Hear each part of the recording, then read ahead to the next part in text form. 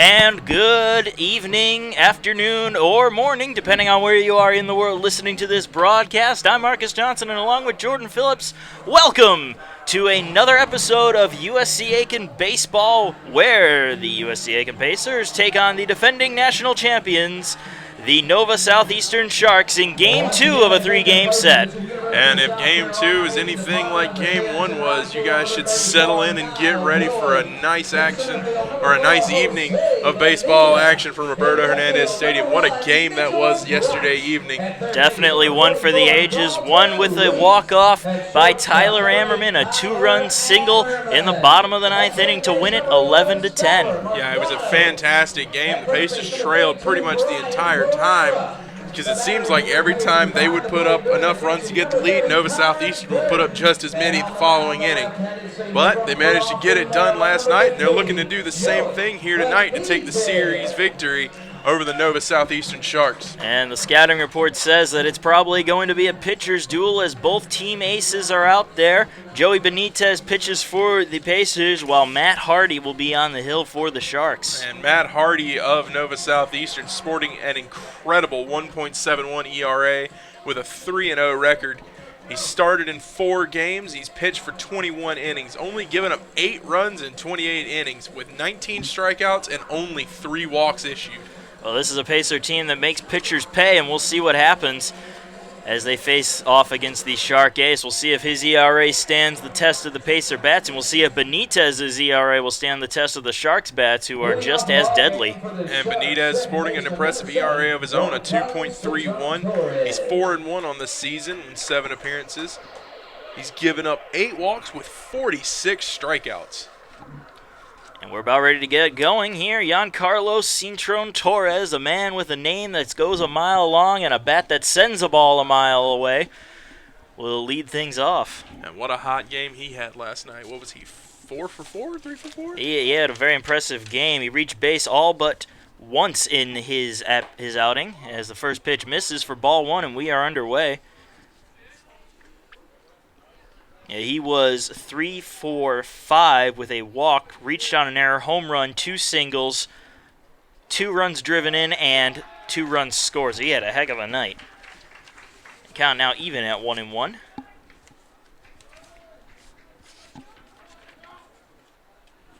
Yeah, he led off yesterday's game with a solo home run, and now he has a 2-1 count.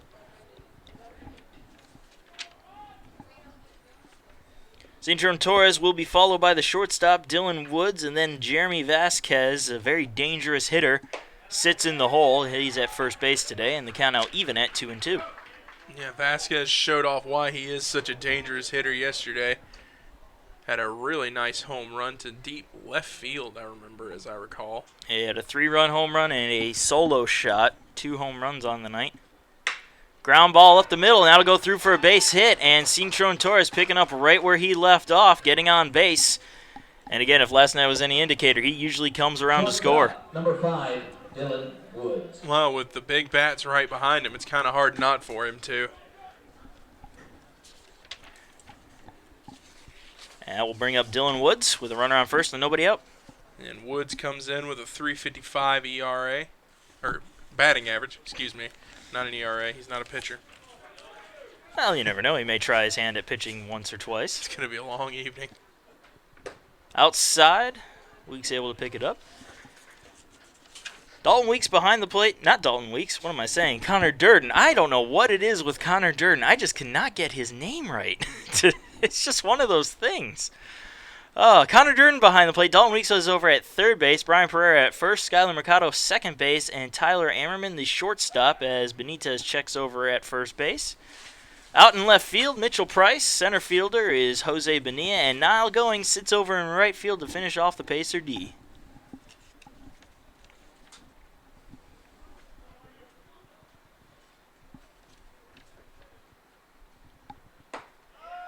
That one just on the outside corner, 1-1.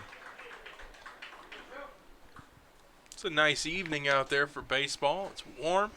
With a nice little breeze blowing in from center field right across the left field area. And that breeze may play a factor later on in today's game. Yeah, it may keep some of those hard hit Ball's inside the park. A check throw over to first. Not in time.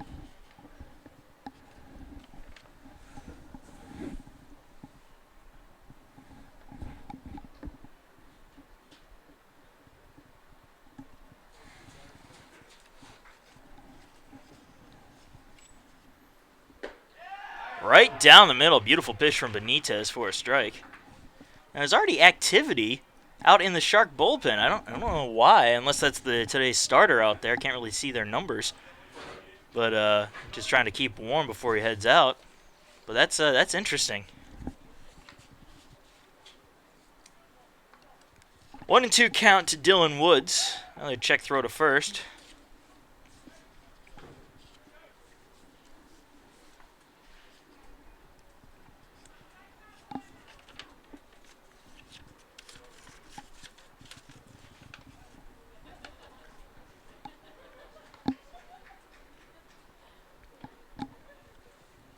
Swing and a miss. An excellent looking slide there from Benitez, and Woods goes down on strikes for the first out. Yeah, that was a gorgeous pitch from Benitez that time to get the strikeout. Almost looked like that dirty type of slider we see from Andrew Miller. We were talking about him before the game just for the heck of it. Yeah, Marcus and I love to have our little baseball talks before we get the action started here. Usually coming down to who's better, the Braves or the Yankees. And, I mean, it's very obvious. I mean, you look at the head-to-head matchup, Yankees always are better. Yeah, sure, we'll say that. 96 and 99. First pitch right down the middle for strike one to Jeremy Vasquez, the ever-dangerous Shark hitter. And a strikeout of him here would be huge for Benitez's confidence going on into the later parts of the game. Well, he isn't invincible. He did strike out a couple times last night, but he did also send the ball out of the park a couple times, so all or nothing.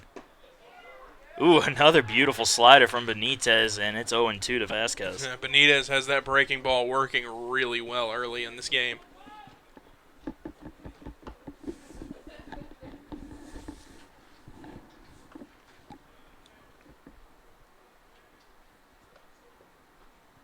Swing and a miss, and Vasquez goes down on strikes for the second out.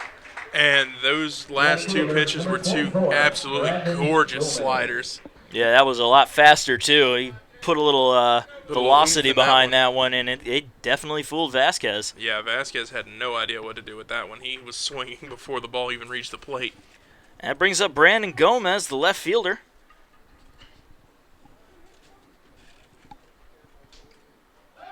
Check throw over to first. You know, Benitez almost looks like he has a nonchalant way of checking over to first and even delivering to the plate. He's almost nonchalant, but he's obviously doing well. He's already picked off at least one player this year that we know of. We don't really get too much on the road, so just outside on that pitch, 1-0. Yeah, you've got the stat sheet in front of you. I'll let you do the research today.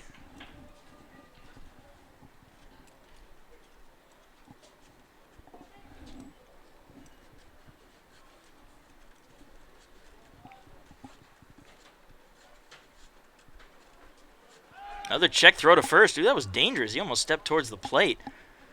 Interestingly enough, pickoffs are not a stat on our stat sheet.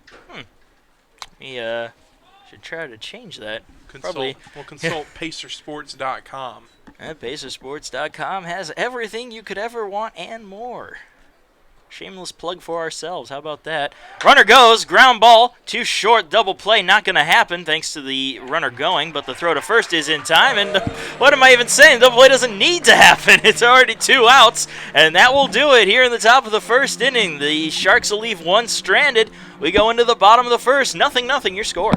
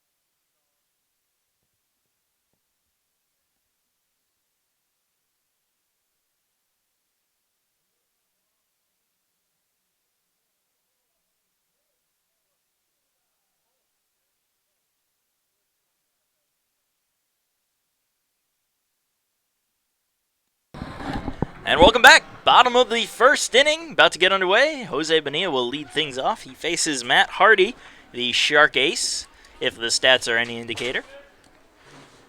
Well, we already gave you a rundown of his stats earlier, but if you need a reminder, a 1.71 ERA, 19 strikeouts, only 3 walks, and only 4 earned runs on the season in 4 appearances.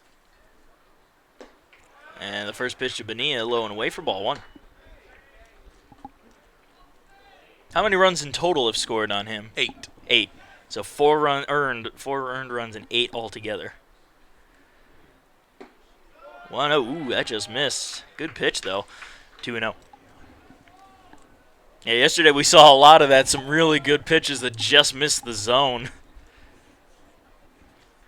It was very frustrating for pitchers on both sides. That one also misses low and away, and the count 3-0 to Bonilla. Bonilla got caught stealing for the very first time yesterday. Very first time. But he's still a threat. He's still a threat out there. Oh, absolutely.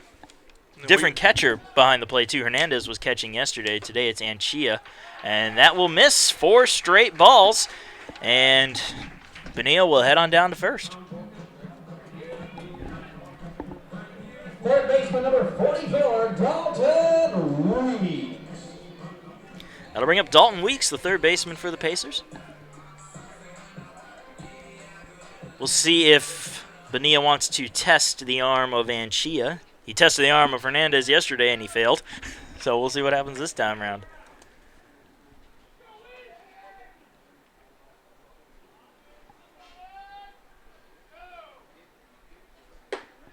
First pitch high and away for ball 1. That's 5 straight pitches out of the zone for Hardy.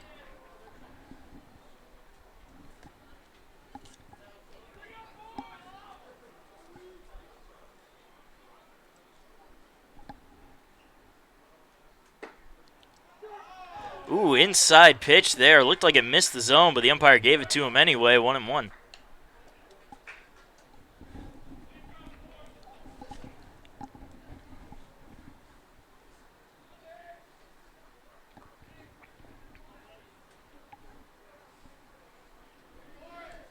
The 1-1. That one inside as well. And now the count 2-1.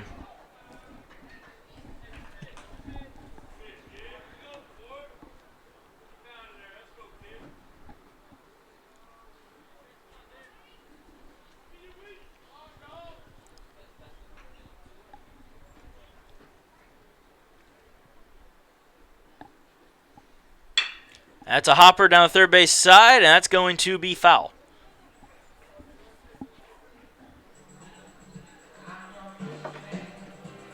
Close hit there, almost a hit for Dalton Weeks. It just went foul at the last second. Yeah, that was a really close play. If that had bounced just a little bit higher on that last little bounce there, that may have stayed fair. Actually, if it bounced lower, I think it may have been fair. It hopped over the third base bag. It was fair, and then it hopped over third base and went foul. So count even at 2-2 to Dalton Weeks with a runner on first. And a call of time here from Weeks. Just needed to adjust his glove. It was bothering him. Oh, yeah. That happens to the best of us. Except for Zach Moon. He doesn't wear them. That's true. Like a boss. 2-2. In the air, foul territory, and that's going out of play. Now Weeks reaching out to get a hold of that one.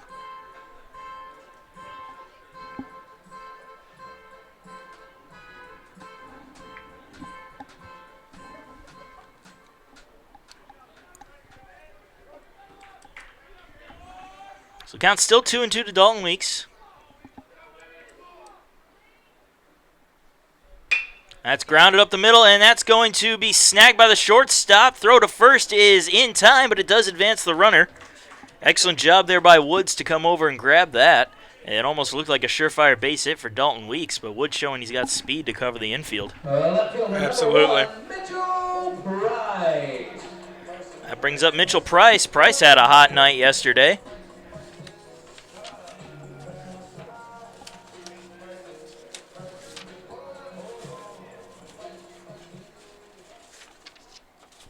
And Price led off the game yesterday with a 2-run home run. Was only a triple shy of the cycle. He had a double single and a walk as well. He scored 3 runs. So, excellent night for Mitchell Price, and he looks to continue that tonight as he fouls off the first pitch for strike 1.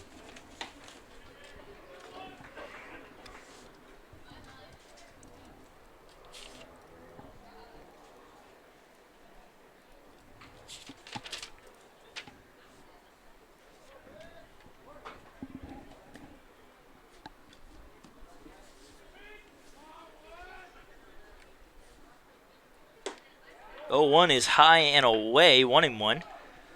And I get to yell Yahtzee again. 1 ball, 1 strike, 1 out, 1 on for number 1 in the first inning. And 1 hit. I'm not going to worry about that one. That's just too many ones. It's plenty. It's even more. It's a double birdie. Check throw over to second. Bonilla gets back in time. Tried to slide into the bag, but it almost looked like he got caught on the dirt. He was able to reach out and grab the bag anyway.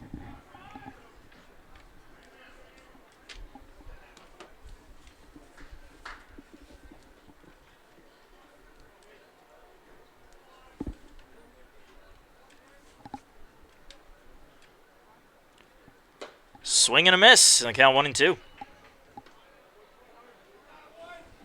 Yeah, we saw an interesting slide like what happened to Bonilla there last night in the 9th inning with, I believe it was Freddie Beeman on third. He slid in head first and kind of got his knee caught up in the dirt, I think, and it kind of knocked him off course a little bit, but he managed to get to the bag. As long as you're safe, it doesn't matter. It doesn't have to be pretty as long as you get in there. Here's the 1-2. Fouled off. Price staying alive.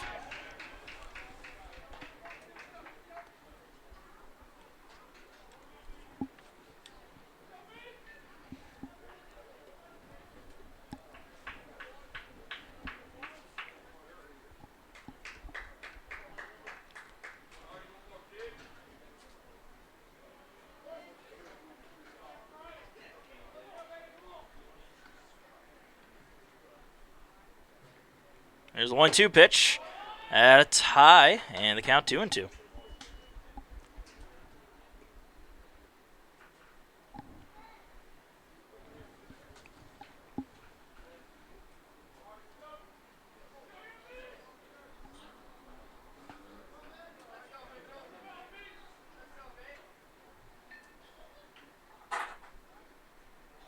Swing and a miss. Price down on strikes for the second out.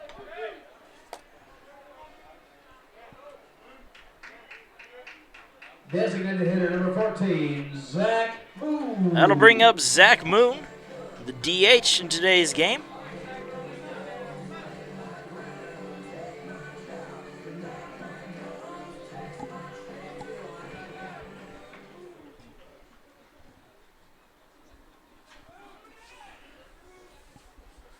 Runner on second base, that's Bonilla for Zach Moon with 2 outs.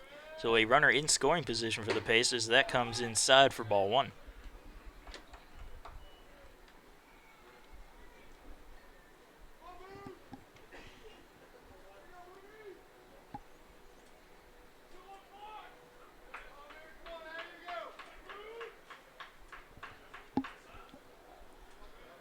The 1-0. On the outside corner for a call strike.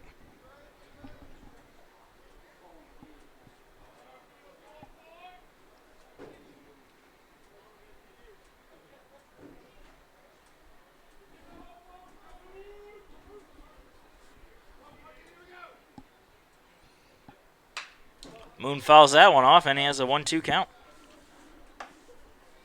Since issuing that 4-pitch walk to Bonilla, Matt Hardy has looked completely in control. Yeah, he's really settled in there now. The Pacers are having a tough time getting good contact now.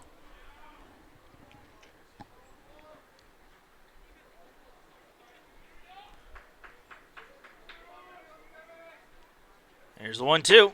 High and outside, 2-2.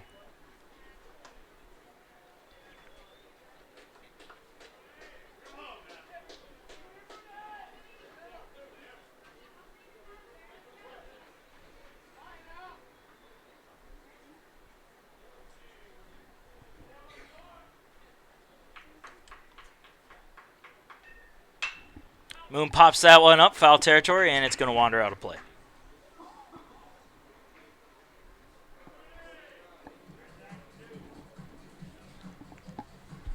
So 2 balls, 2 strikes, 2 outs, a runner on second base for Zach Moon.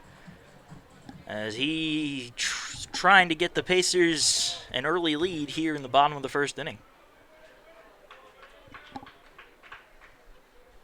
And he tried to hold back his swing, unable to, as he chased one outside the zone. And that'll do it for the Pacers here as they leave one stranded at second base. It's still 0-0 going into the second inning.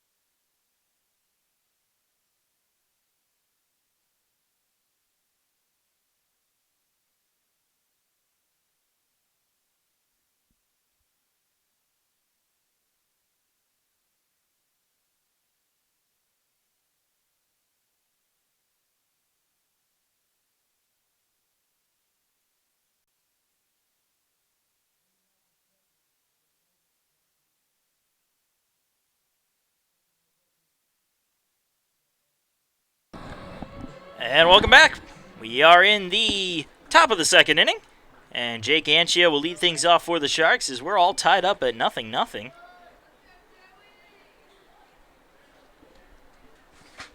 Benitez still on the mound for the Pacers. And his first pitch will miss for ball 1.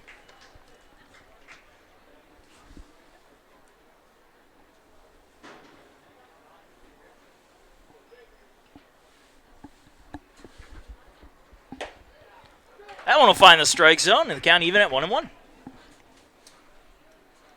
Yeah, he brought that one out a little bit further to the right. Can't throw that pitch so far inside to these lefty hitters. Ground ball, fair down the first base side. Looked like it might go foul, but that's going to go all the way to the corner and be extra bases. Goings picks it up and it has trouble fielding it. However, luckily for him, Anchia did not see him bobble the ball, so he'll only stay at second base. And it's a leadoff double for the Shark catcher. Kevin Suarez. Brings up Kevin Suarez.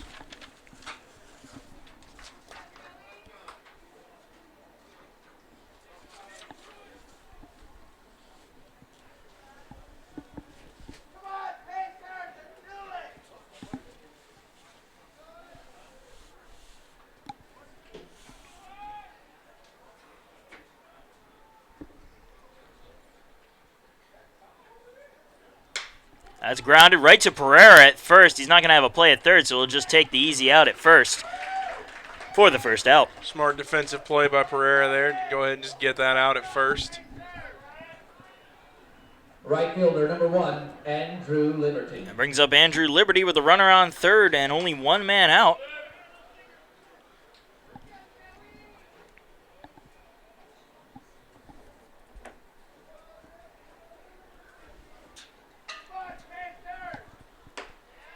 First pitch just misses outside for ball 1.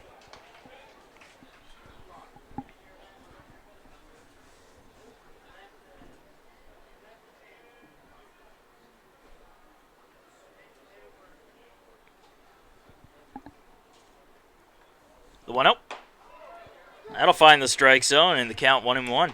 Pretty pitch that time from Benitez. Another Yahtzee. 1 ball, 1 strike, 1 out to number 1 with 1 on. I've gotten 2 in a row. I'm happy about that. It's a good night for you. Grounded foul down the third base side.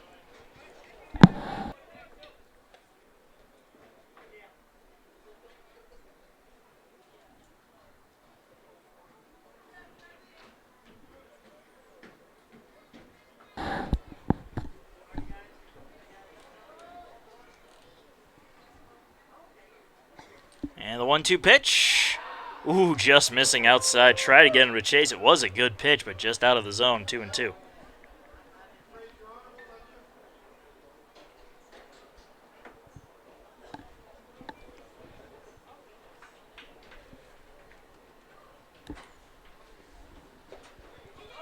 And the ball gets away. Runner comes home, and he will make it in safely. It is going to be 1-0 now, Sharks, on that unfortunate error.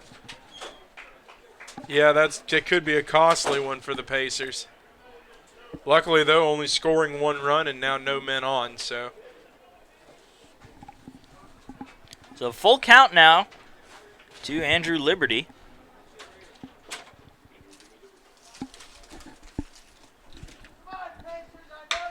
That's lined right at the shortstop, Ammerman, who makes the catch. That'll be the second out, so 2 down and nobody on for Devin Meyer, the DH. Yeah, that one went straight at Ammerman, now making that pass ball even more costly for the Pacers. I mean, you can't guarantee that he wouldn't have held up at third base with the ball was in the air, but odds of them doubling up may not have been so good. Yeah, well, even if you double him up, you at least hold him there at third. That's true. But we can't take back what's already happened. It's 1-0. Sharks ahead of the Pacers. Pinch hitting, number 6, Michael Hernandez. And Michael Hernandez coming in, actually, so Devin Meyer will be pinch hit for right off the bat.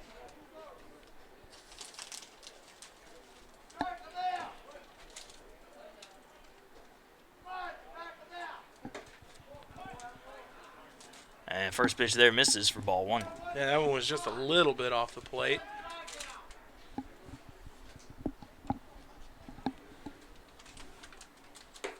Outside, 2-0.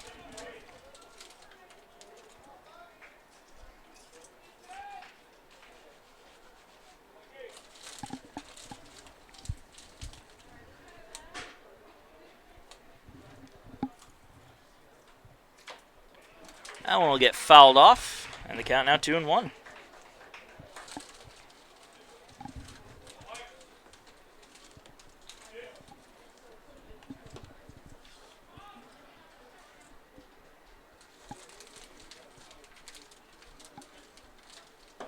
Inside, 3-1. Meyer just barely got out of the way of that one.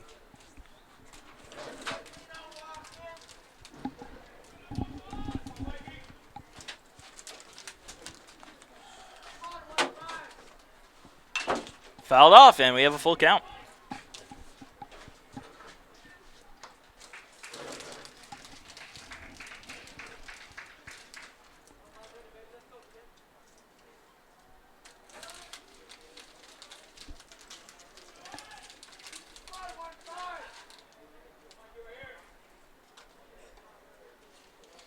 And Benitez didn't like anything he saw from Connor Durden, so we have a call at time.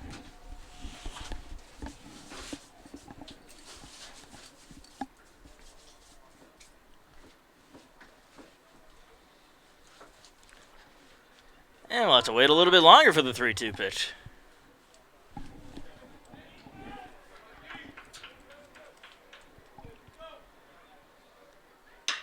That is a fly ball into right field. Going's going back for it. He's watching it, and that one is gone.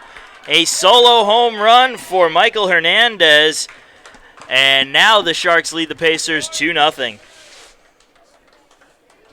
Yeah, that one was a well-hit ball to right field. I guess Benitez must have just hung one of those sliders up, and Meyer just took advantage Third baseman, number 2, Sebastian Diaz.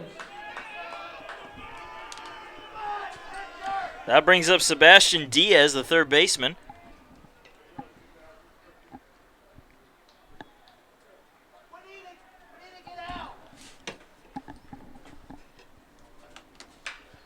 And first pitch fouled off for strike one.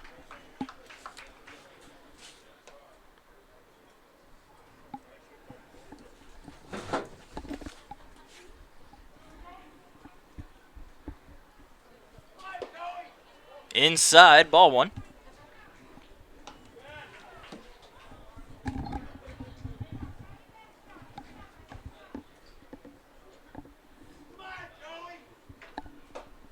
Another pitch inside, 2-1.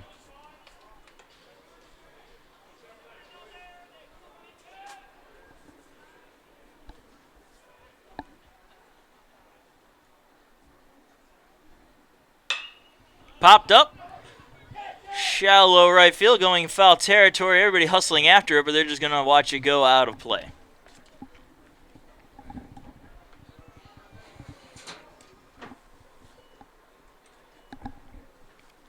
The count even at 2-2.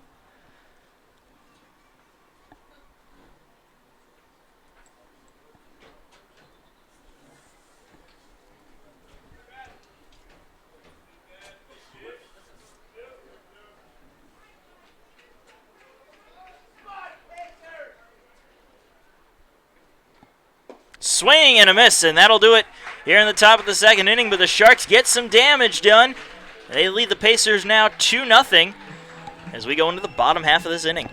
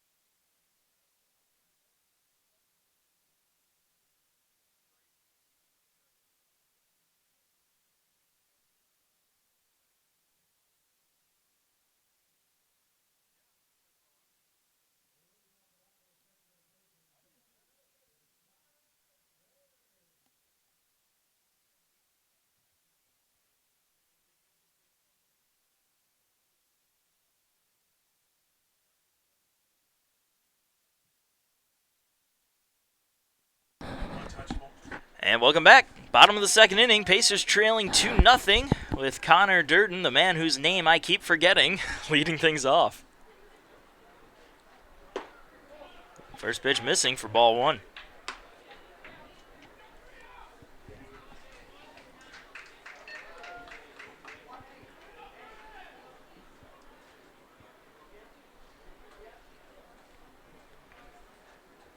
And the 1-0. Outside corner for a call strike.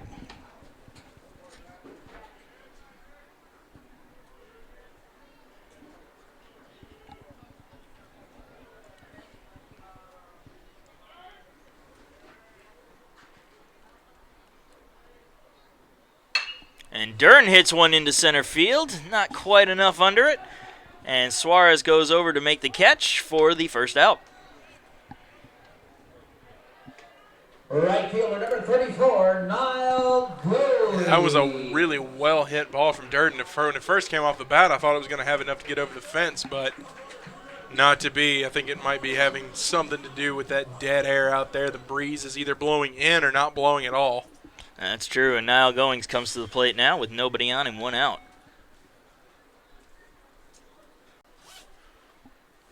Swing and a miss. And count 0-1.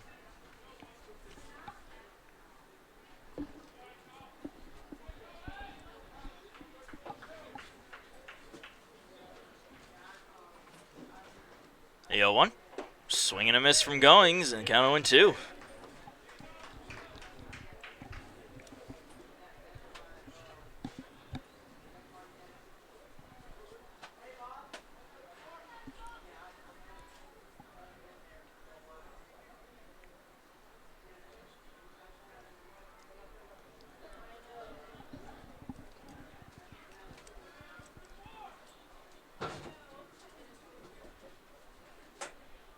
Oh, 2 pitch comes inside, almost getting a piece of Goings there. Count 1-2.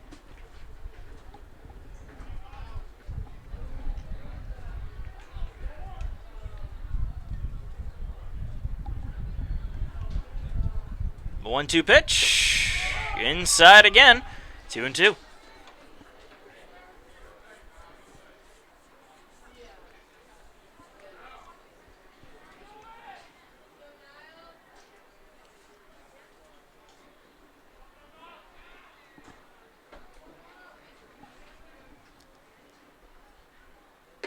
Inside again, full count to Goings, who had an 0-2 count early on. Goings doing a good job working this count full, but not really having to do much, just having to wait on these pitches. Yeah, he was a little anxious on the first two, swinging and missing. Now he seems to be a little more patient. We'll see how that pays off on the 3-2. And it's a swing and a miss for strikeout and out number 2. First baseman number 32, Brian Pereira. That brings up Brian Pereira. Nobody on and 2 outs.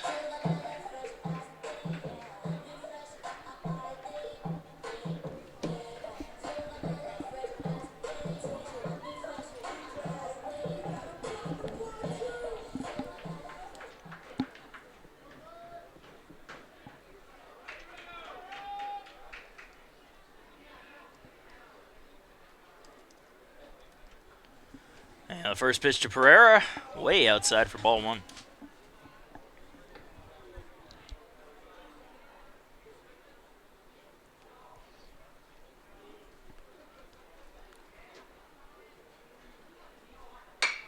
That is well hit into center field again, but again, not enough behind it as Suarez makes the catch. Another, and now a 1-2-3 inning will end it here in the bottom of the second. We're going to the top of the third. Pacers still down 2-0.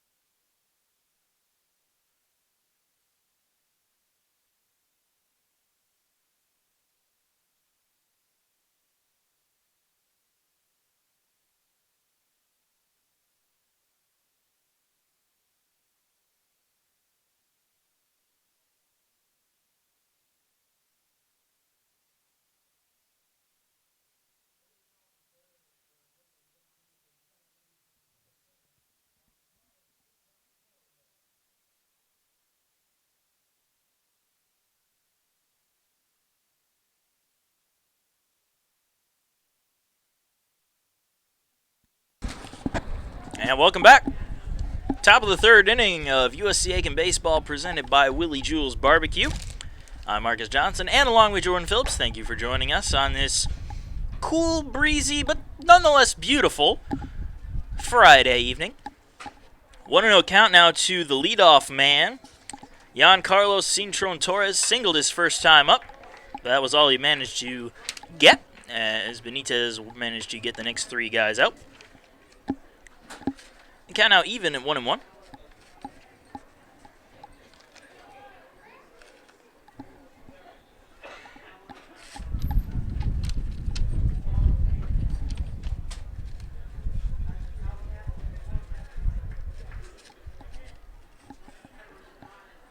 The 1-1. Popped up, foul, and out of play.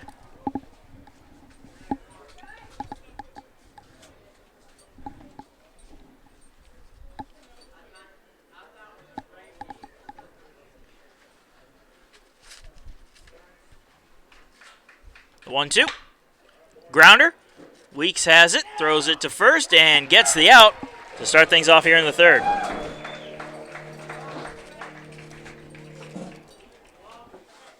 Shortstop, number 5, Dylan Woods.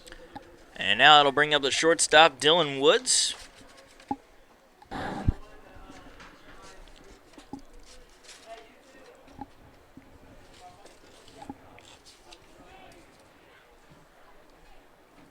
And Woods hits a line drive right up the middle for a base hit on the first pitch.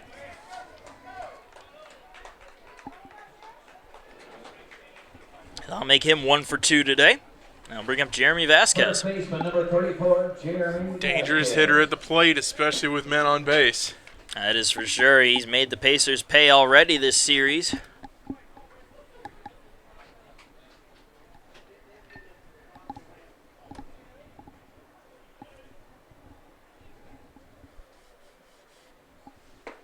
And he lays off that pitch, a slider, which managed to find the strike zone. And the count 0-1.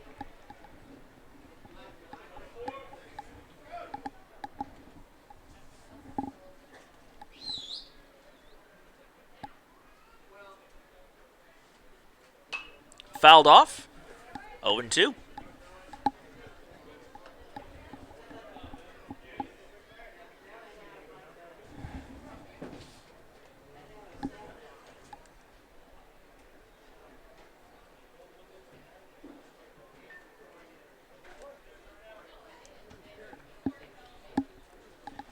The 0-2.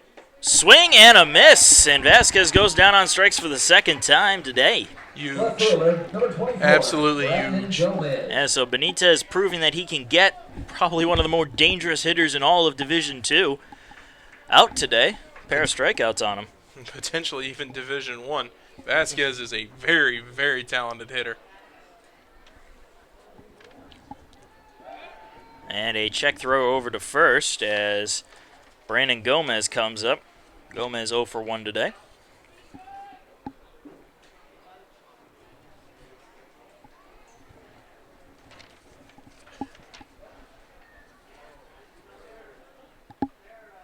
First pitch high and away. 1-0.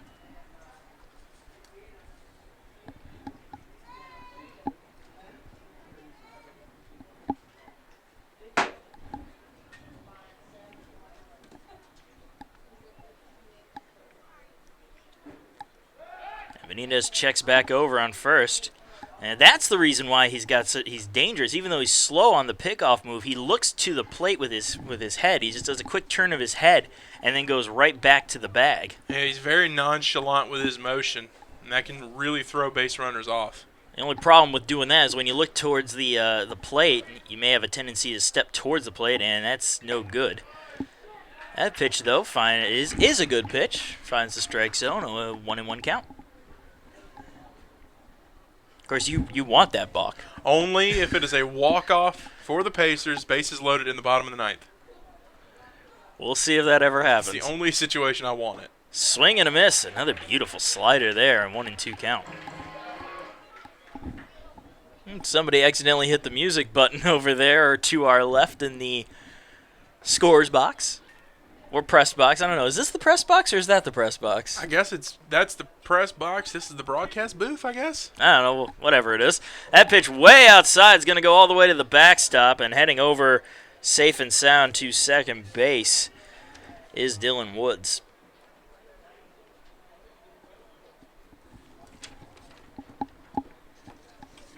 The count even at 2-2 with 2 outs and a runner on second.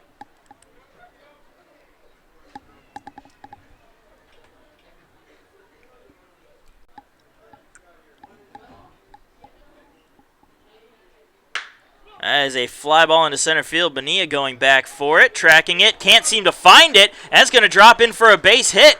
That's going to score 1 run as Gomez heads into second base. Not sure what happened there. Bonilla must have just lost Gomez's ball in the lights of the stadium or something.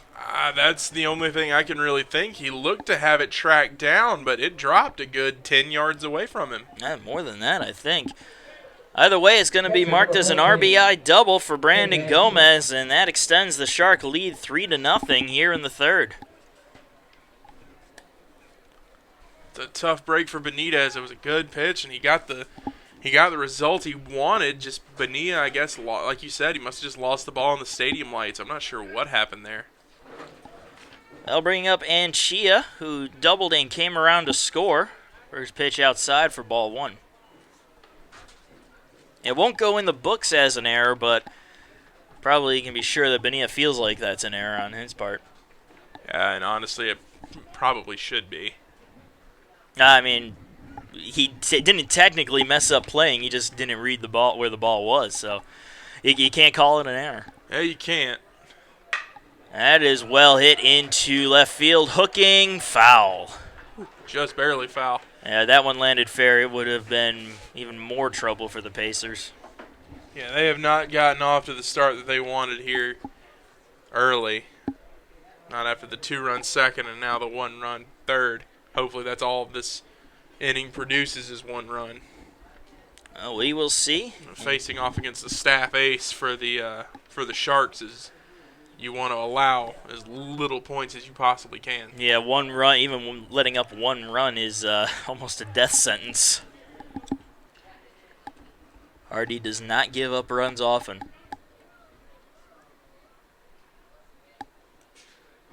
Here's the 1-1. That one right down the middle, 1-2. Good pitch.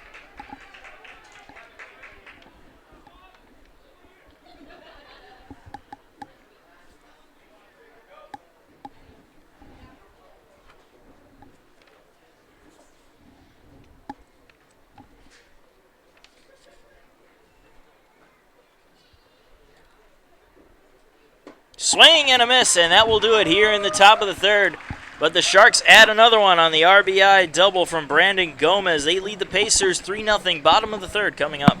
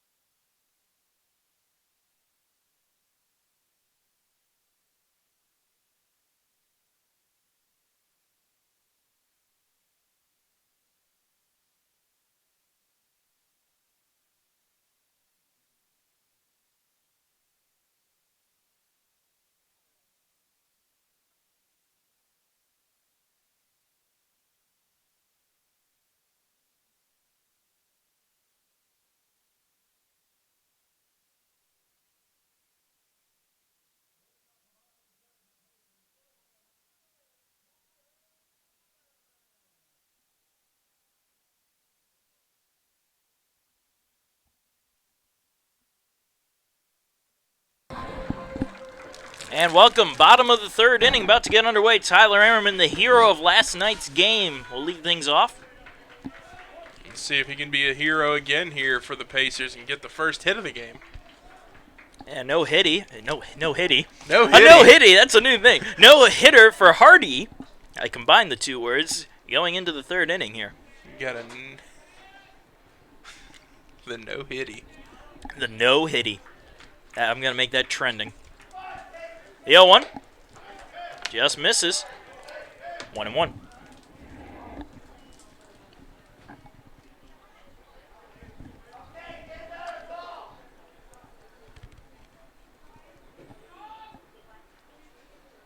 The 1-1 pitch. Inside. 2-1.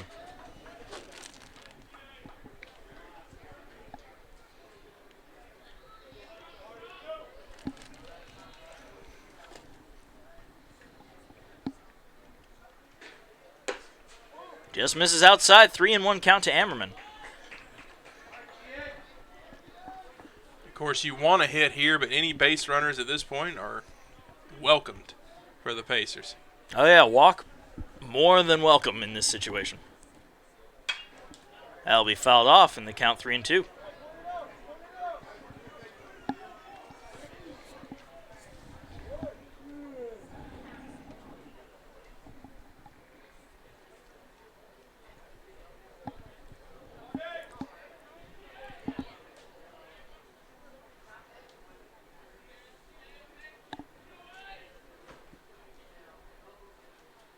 Ground ball, and that'll be snagged by Woods, the shortstop. Long throw to first is not in time, and Ammerman able to beat out the throw. It was going to be a tough play no matter what, but it'll be a base hit for Ammerman, and the Pacers finally got a hit on the board. And that's important. That shows you that you can get a hit off this guy.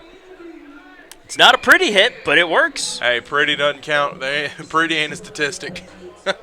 Yeah, that is true. Pretty's only a statistic in fashion shows, I believe. I think so. And here it doesn't count. Pretty ugly. A base runner is a base runner. A hit is a hit. And that, my friend, was a hit. That's a hit, as Joe Madden would say in a commercial. That brings up Skylar Mercado with one on and nobody out. Pacers trying to get something going here as they trail 3-0 here in the third. First pitch high and inside for ball one.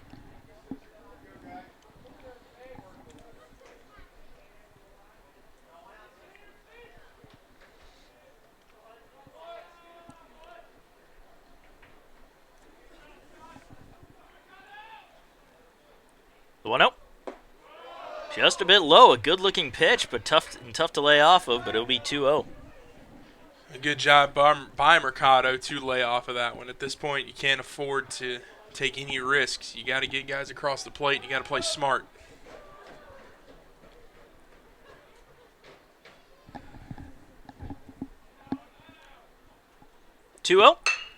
Line drive center field. Suarez tracking it down, though, and making the catch for the first out.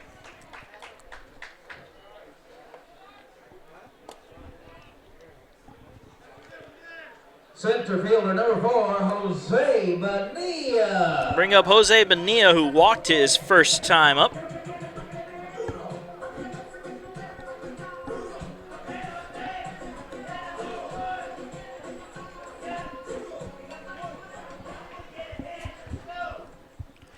One on and one out for Bonilla.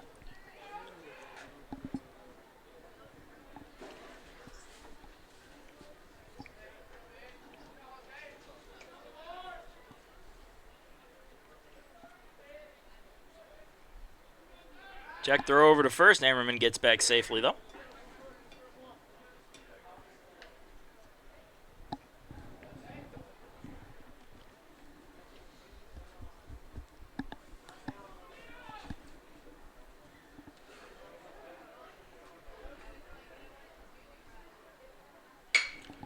That'll be fouled off. Count 0-1.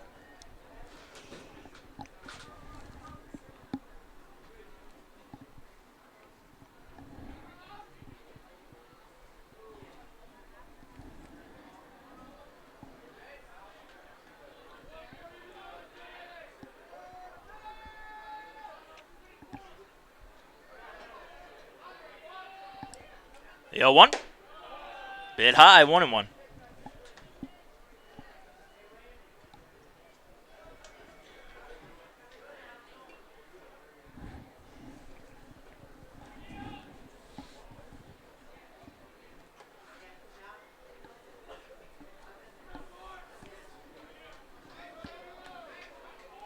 Check throw over to first again.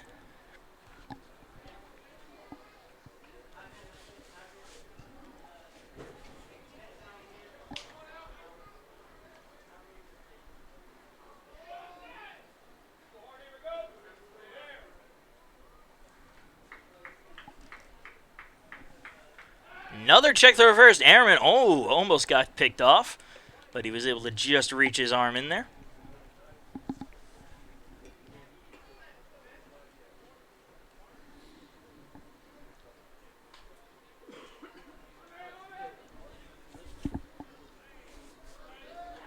And another check throw against Ammerman. Definitely trying to hold Ammerman close there at first.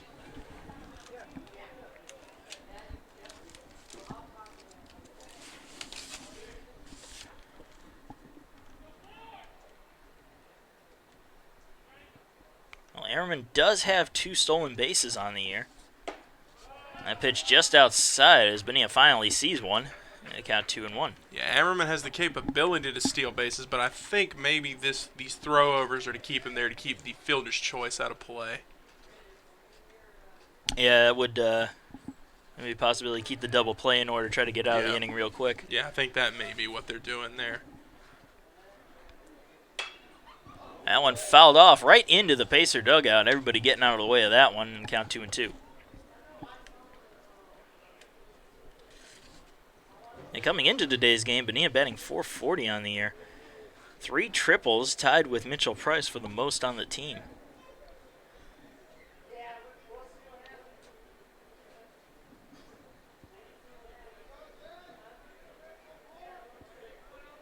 Here's the 2-2. One hopper to second. Flips to the shortstop for one. The throw to first is not in time as it will draw the first baseman, Vasquez, off the bag. Third baseman number 44, Dalton Weeks. So that brings up Dalton Weeks with still 1 on and 2 down.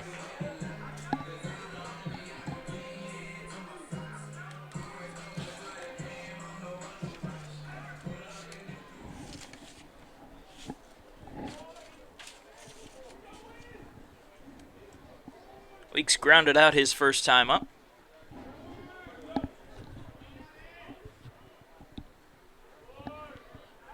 Another check throw to first. Bonilla makes it back in time.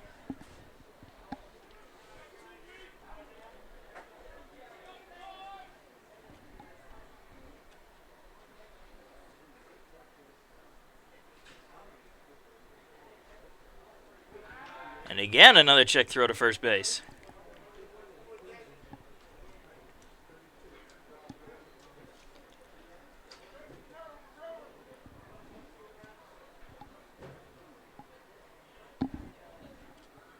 The umpire had a couple words with the Pacer dugout.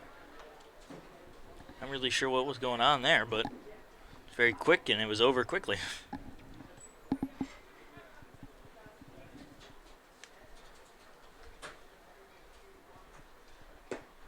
And the first pitch to Weeks misses low and away.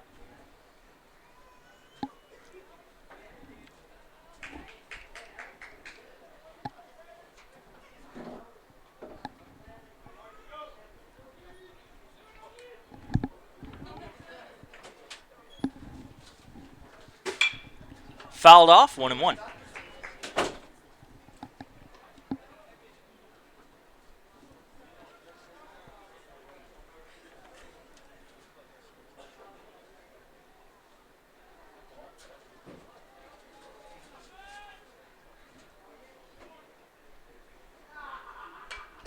Fouled off again, 1-2. Nice little banging there. That'll wake the crowd up. If anybody's asleep, I don't know why it would be. But you never know.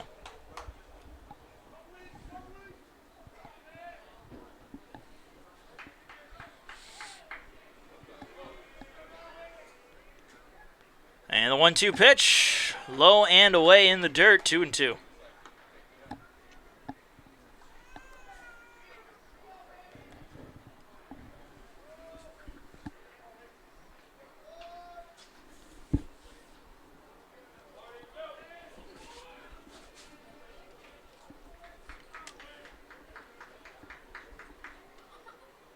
Swing and a miss. Weeks chasing one outside the zone, and that will do it as the Pacers leave one stranded here in the bottom of the third. We're going to the top of the fourth. 3-0 still the score.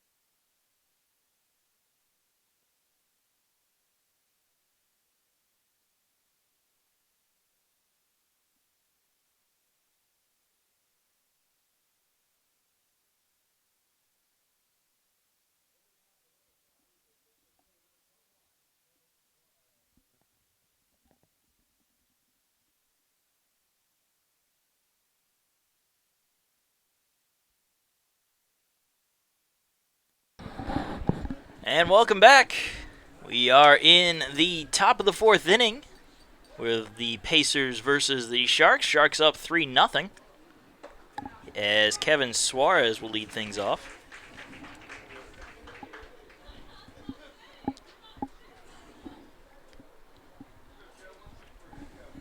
And the 0-1 pitch. Inside corner slider, 0-2.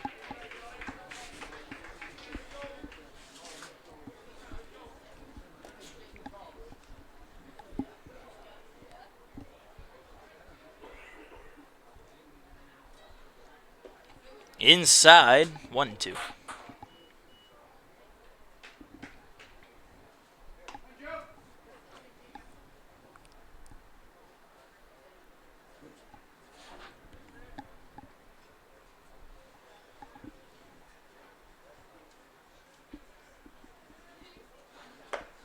That one missing outside this time, 2-2.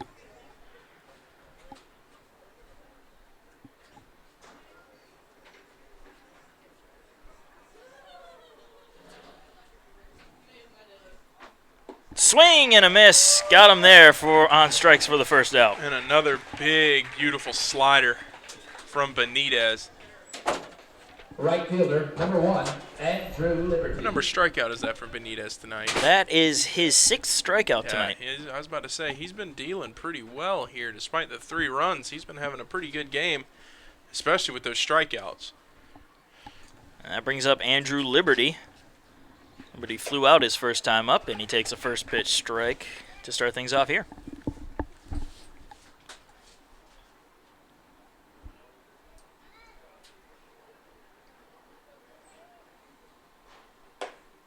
That pitch outside, 1-1.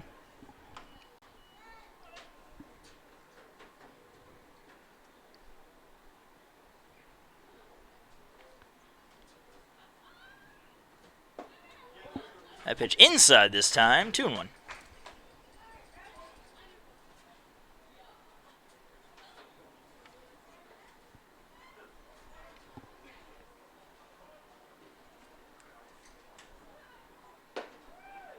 That one in there for a call strike, 2-2.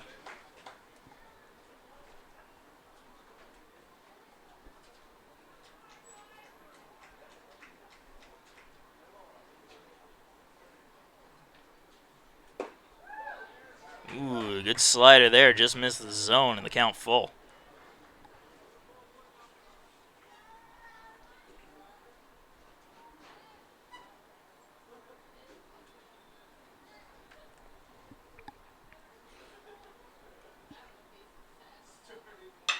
Three-two pitches popped up into right field. Goings tracking it down, and he will make the catch for the second out.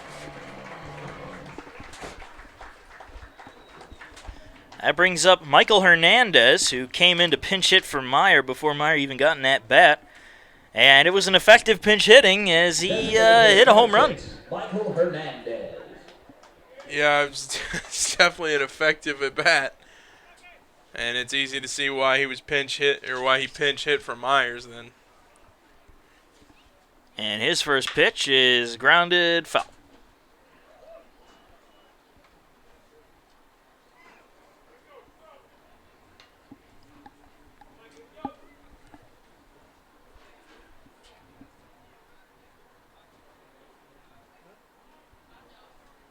The 0-1. Missing outside. 2-1. Or sorry, 1-1. I'm getting mixed up suddenly. Yeah, it happens to the best of us. And you know, I didn't even have an energy drink today. Ooh, just misses out there. Durden unable to frame that, but it was a good pitch anyway. 2-1.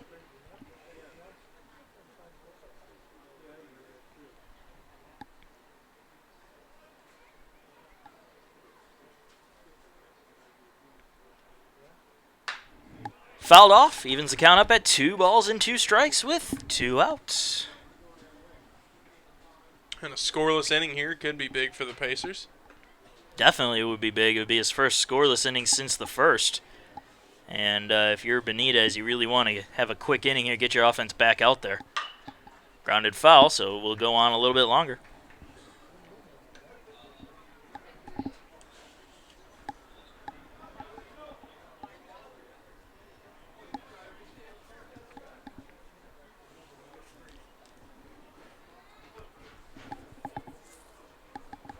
Once again, the 2-2 pitch. Swing and a miss, and it is a quick inning indeed as Benitez gets a pair of strikeouts to sit them down in order 1-2-3.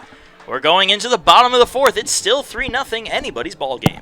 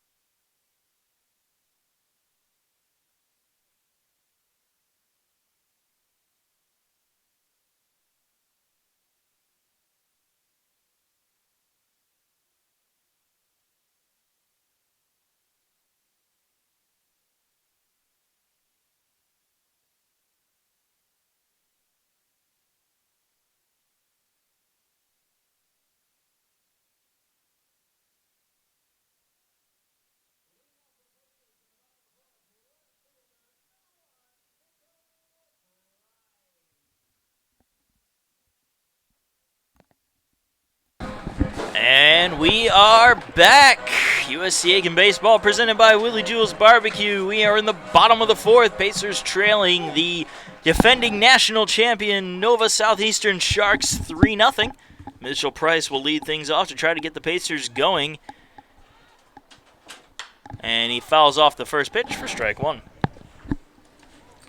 And a big inning from the Pacers here, or at least the Pacer offense can be huge in this game. You got the guys up to do it.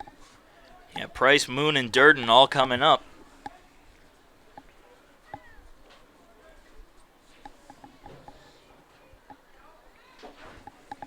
And the 0-1 just misses low and away, 1-1. But Benitez has been effective for the most part, apart from a couple of home runs. And, I mean, this could be a big offensive inning, could do wonders for him and make things a lot easier on him as this game continues. Yeah, certainly an offensive explosion on the part of the Pacers would not be unwelcome if you are Joey Benitez. And the 1-1 pitch, swing and a miss. Price chasing one a bit outside, 1-2.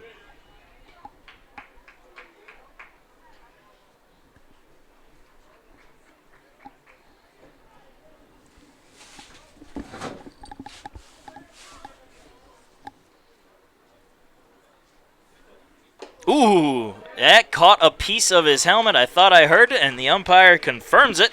So Price will head on down to first base after just getting nicked by a pitch. Well, got a base runner. Now you got to get him around, get him in to score. Yeah, the third base runner of the day for the Pacers. Actually, fourth base runner. Bonilla reached out on fielder's choice. Forgot about that. But that brings up Zach Moon, the All-American. And we'll see if he can use a little bit of that All-American magic tonight. Maybe use his magic wand to send one right over the fence. No, we just call it a staff. Magical staff. It's not really a wand. Too big for a wand. If this was tennis, maybe. You know, I'm glad this is live. You deserve the shame that you're bringing to yourself for this. Come on. Oh, no, bask in it. No, I have no shame. No shame. All my shame went out the window years ago. 1-0 pitch to Zach Moon. A bit high, 2-0. See, the fact that I actually am on the air means I have no shame. It's fair. That is fair.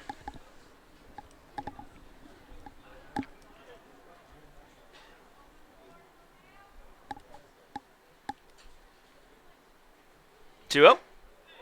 Just missing low. 3-0 to Zach Moon.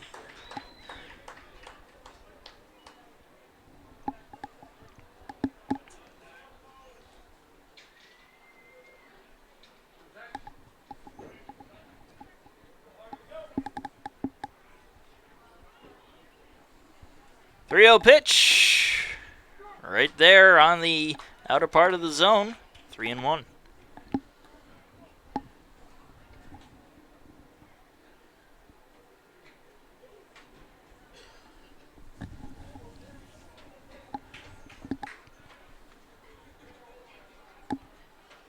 Check swing, ground ball, diving for it is Vasquez. He's not going to be able to get to it. And Zach Moon will end up safe on first base with, I'd call it a base hit. We'll see what the scorers are going to call it.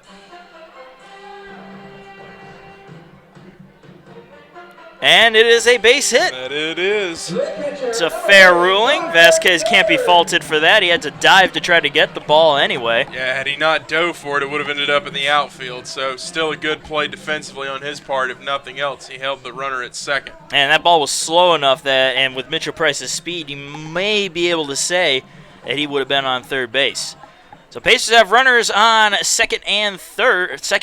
I was talking about third base so much, I wanted to runner on there, but it's first and second with Connor Durden coming to the plate. Well, with Durden up at the plate, we may have a runner on third here soon. Yeah, Durden flew out his first time. He had good contact, just couldn't get it past anybody. And the Pacer faithful unhappy with that call. And they count 0-1.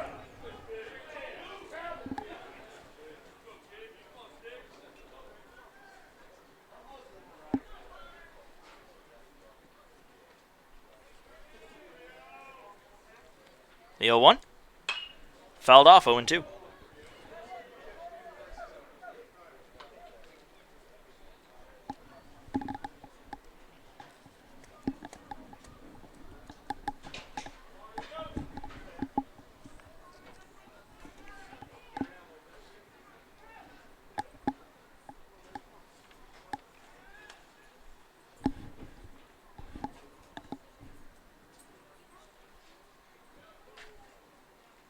Way outside, 1-2.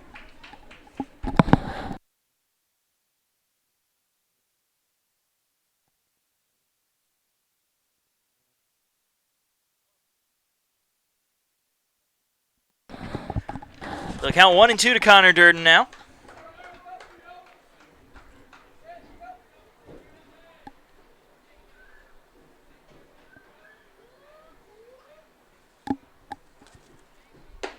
High and outside, 2-2, count evened up.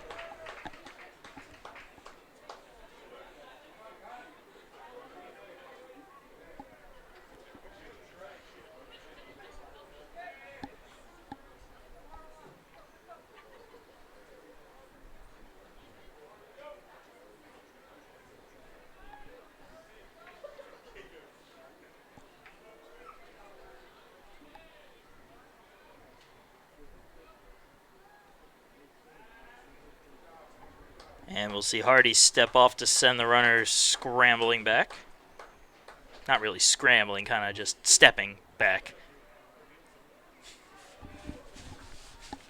Like I said, no shame, all gone.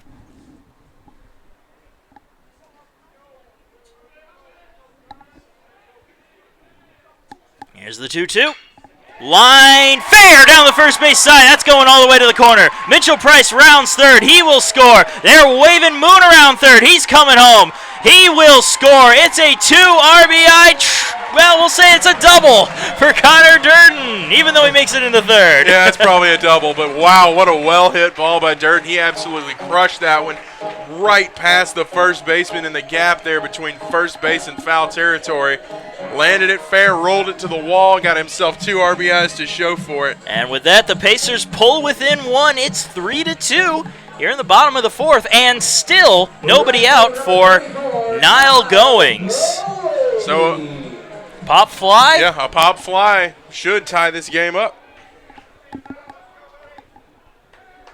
I'll check with the scores in between innings, see if they gave him a double or triple. They should just give him a double, obviously, because the ball was coming in as he was at second base. First pitch curveball finds the strike zone for an 0-1 count.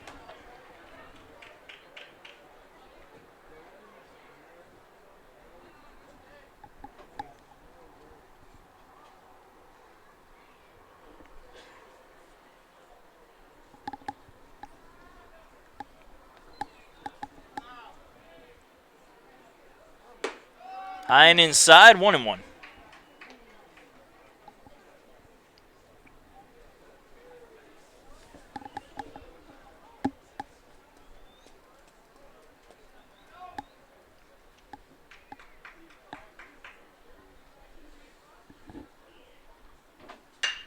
And there's a fly ball into right field. That'll be caught. Runner tags from third. Throw comes in. It's a good throw, but not enough behind it, and that will tie the game on the sac fly by Niall Goings. And here may be that big inning the Pacers needed. If nothing else, you got a tie ball game going forward after this.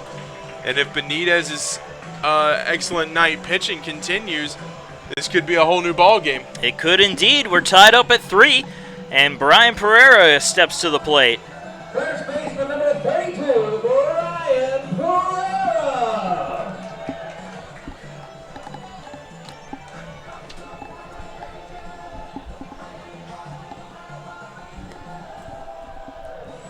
And what a walk-up song for Brian Pereira. I'm sorry, I couldn't help dance. That reminded me of my childhood. Brian Pereira digs in with nobody on and 1 out. Grounds one slowly off the glove of Hardy to second. And Cintron Torres will get the throw to first for the second out. And that was a good defensive play by Hardy there. I don't know if that ball I think it went just nicked Hardy's glove. It seemed to change a little bit of direction, so it'll be a 1-4-3 out if you're scoring at home. Yeah, if that one doesn't nick off that glove, I think it shoots right up the middle between the shortstop and second baseman. I think Cintron Torres had enough speed on that. It was a slow enough ball he could have gotten over there anyway, but it still would have been a tougher play. So Tyler Ammerman comes to the plate, singled his first time up. Looks like half the Pacer volleyball team, the defending Southeast Regional champions, are here today. Yeah, everybody getting back in from spring break. Yeah, it is Friday. I forgot about that. Yeah, it is. Not being in school, I kind of forget when the holidays are. Yeah, no, trust me. Being on spring break, I have not been able to keep up with my days at all. And the count now 2-1 to Ammerman as that misses low and away.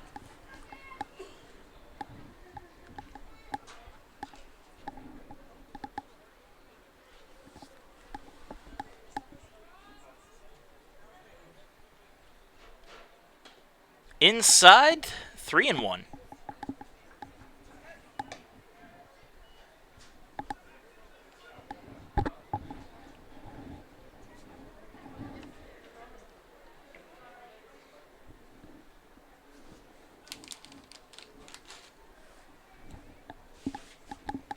Three-one pitch, misses outside, and Ammerman gets the free pass to first.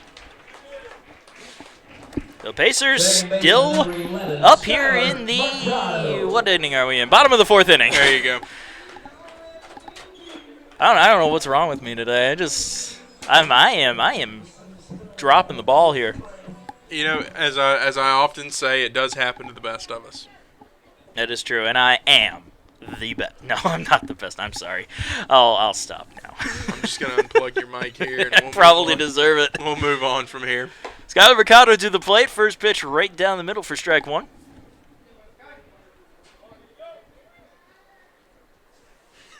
Your lucky broadcast extraordinaire Chip Herring is away on business this weekend. Otherwise, I'd give him a call and have him come replace you for the evening. No, if he was here, he would have just laughed. Here's a little blooper, and that's going to drop into right field for a base hit. And now with Bonilla coming up to bat, a chance for this big inning for the Pacers to continue here. Yeah, Bonilla grounded into a fielder's choice, but he has contact when he needs to. And he's got runners on first and second with 2 outs. That was just a little blooper right over the head of Cintron Torres. We've seen him make catches on those before, but this time he didn't read it the same way, and didn't quite get that early break on it that he has in the past that he did against, I believe it was Connor Durden yesterday. Yeah, Durden had a well-hit ball, but he was already playing deep in the outfield there. Had he been in that same spot, he would have easily made that catch, but that's the thing about baseball. You never know. You never know. And I'm sure Kenny Thomas would be happy with me on that. Ooh, and that just catches a piece of Jose Bonilla, and the bases are loaded for the Pacers all of a sudden with 2 outs. 3. And that brings up Dalton Weeks. Dalton Weeks is is one of those players, if he gets the bat on the ball, it could be out of the park. Now, Matt Hardy has yet to give up a home run this season, but we'll see if Weeks might have plans to change that here. And there's going to be a meeting on the mound to settle down Hardy. And while they talk, we'd like to thank, of course, the sponsor for today's game, Willie Jewell's Barbecue, located just off Whiskey Road. Head on in and tell them Pacer Sports sent you. And, of course, how could we forget Danny Michaelis of State Farm Insurance? Saving money is important. That's why you can count on Danny Michaelis to get you all the discounts you deserve. Well, I got a couple in before the meeting concluded. You are the pitchman extraordinaire. You should have seen me last year. I'd get them all in one sentence. Don't even know how I did it, but I did it. The base is loaded for Dalton Weeks. Weeks trying to get the Pacers their first lead of the night. All 3 runs have been scored in this inning alone, as we are tied 3-3.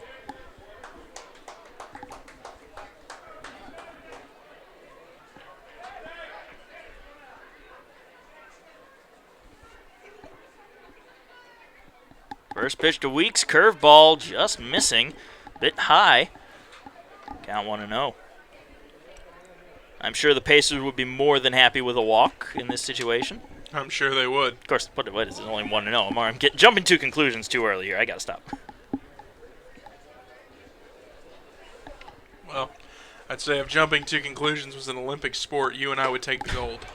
Indeed, indeed. Swing and a miss there. Dalton Weeks evens the count up at 1-1. I may get the silver. There are some that could jump a little farther than me in conclusions. But I'd at least get a silver medal.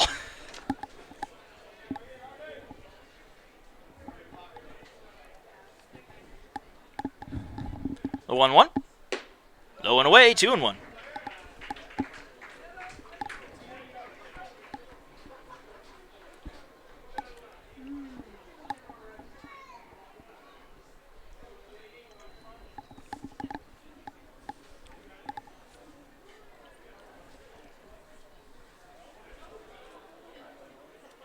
Two-one pitch. Popped up in the air to left field. Drifting over a little bit towards center, and that will be caught in the gap for the third out. So the Pacers will leave them loaded, but they do get 3 runs to tie things up at 3 apiece here as we go into the top of the 5th inning.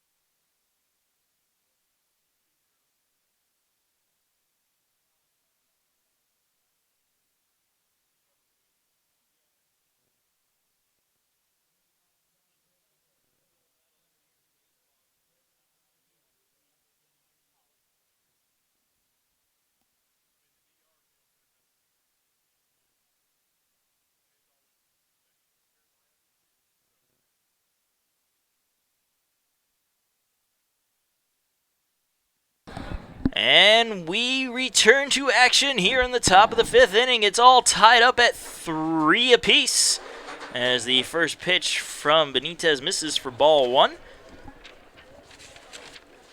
Leadoff man Here's Sebastian Diaz. Diaz struck out his first time up, and he now has a 2-0 count.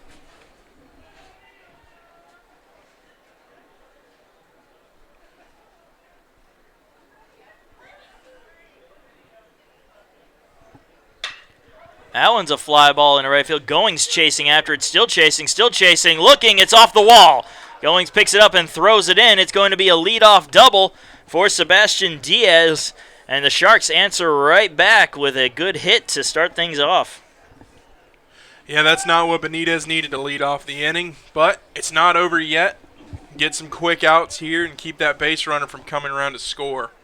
Second baseman number 7, Juan Carlos Torres. And here's a tough man to get out. Giancarlo Cintron Torres. He is 1 for 2 today with a single.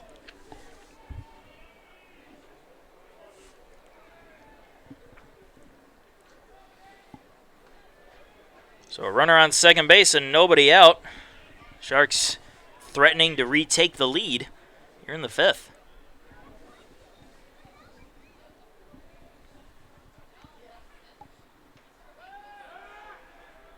And Benitez steps off the rubber to send Diaz back to the bag.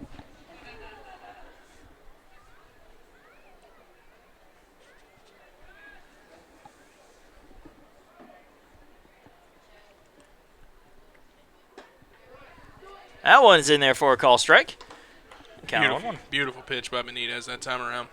Yeah, he needs strikes now. Strikes and get a couple more of those strikeouts. He's already got, if I'm reading this correctly, 7 on the day. Day, night, whatever you want to call it. Evening. All right, we'll go with evening. That's a hopper to short. That'll keep the runner right where he is at second. Ammerman throws to first for 1 out, and that's a big out for the Pacers. That is a big out.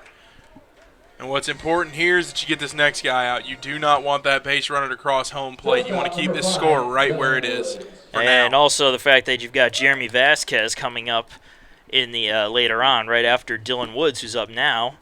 Woods 1 for 2 with a single and a run scored.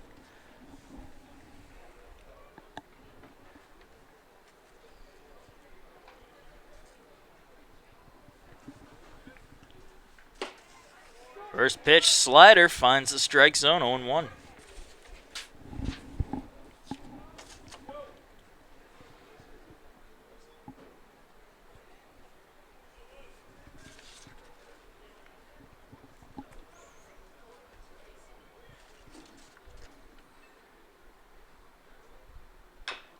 Foul ball, and the count, 0-2.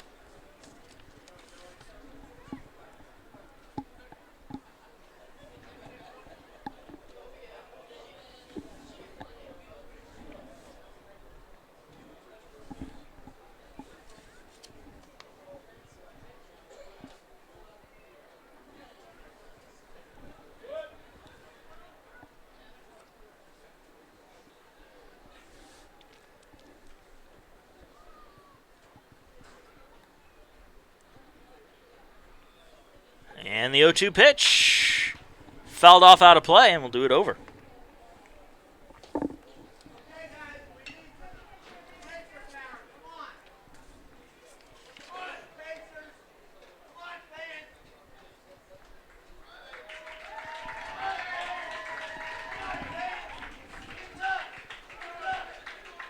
Oh, and 2 count still with a runner on second base and 1 out here in the top of the 5th inning, all tied up at 3 apiece between the Sharks and the Pacers. And that's a hopper to short. And Ammerman unable to come up with it. He checked the runner and missed the ball. Now put runners on the corners with only 1 out for the dangerous man himself, Jeremy Vasquez. And I can't imagine that not being scored as an error against Ammerman. That will be scored as an error. First baseman number 34, Jeremy Vasquez.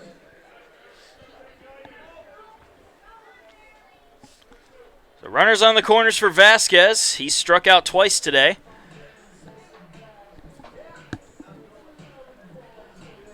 It looks like they scored that a hit.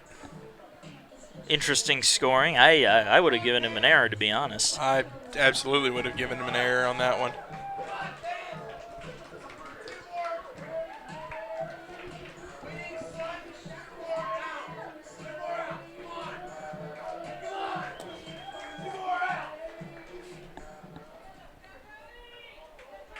runners on the corners, 1 out. Jeremy Vasquez to the plate. And he fouls off the first pitch for strike 1.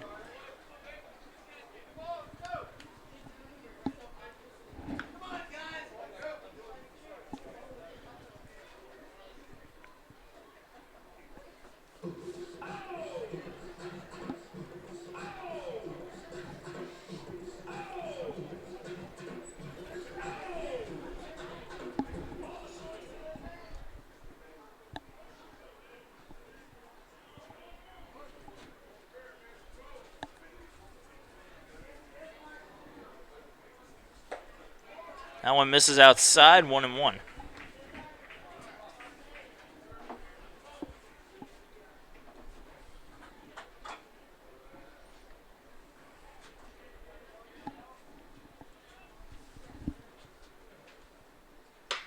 Ground ball to first. Pereira has it. He comes home with the throw, and it's going to be in time for the second out. Excellent job by Brian Pereira to get the runner before he was able to cross. Yeah, it was a brilliant defensive play by Pereira that time.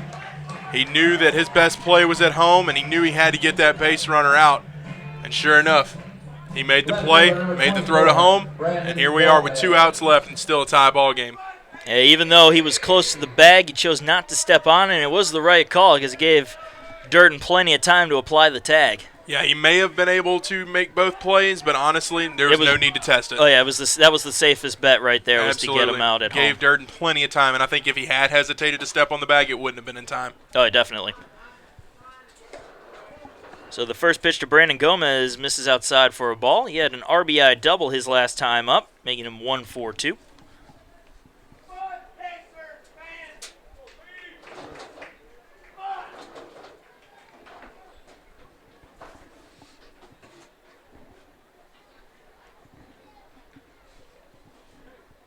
The 1-0. Popped up. Bonilla chasing after it in center field.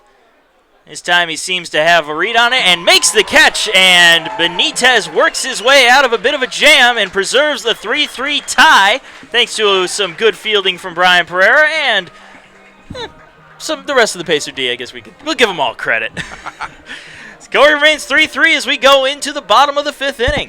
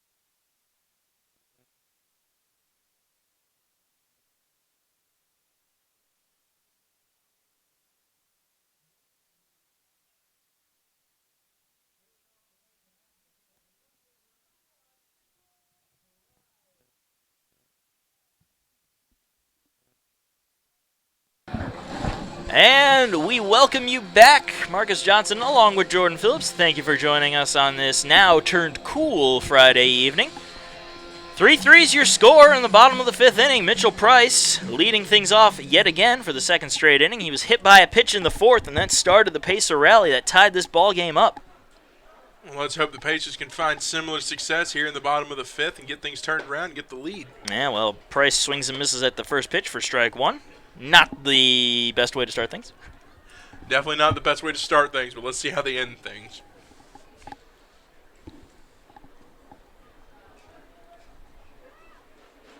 The 0-1. Misses low and away, 1-1.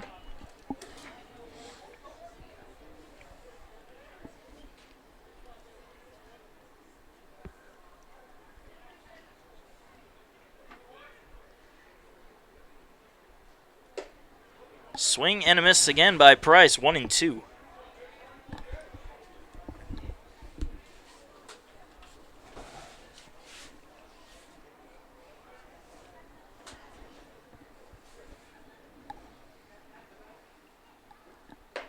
And another swing and a miss by Price, and he goes down for the first out. Designated hitter number 14, Zach Moon. That brings up Zach Moon, who had a bloop base hit his first time up. And that bloop base hit really helped out eventually as he came around to score.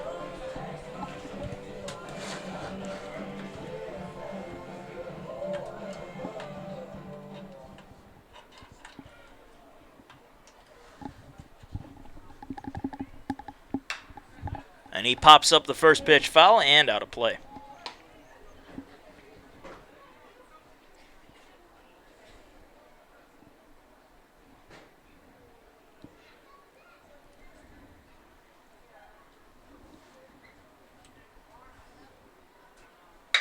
And he has a well-hit ball into left field. That one is going. That one is gone! A no-doubter from Zach Moon. He crushed that one. A Moon landing, his first of the night, and the Pacers have just taken a 4-3 lead.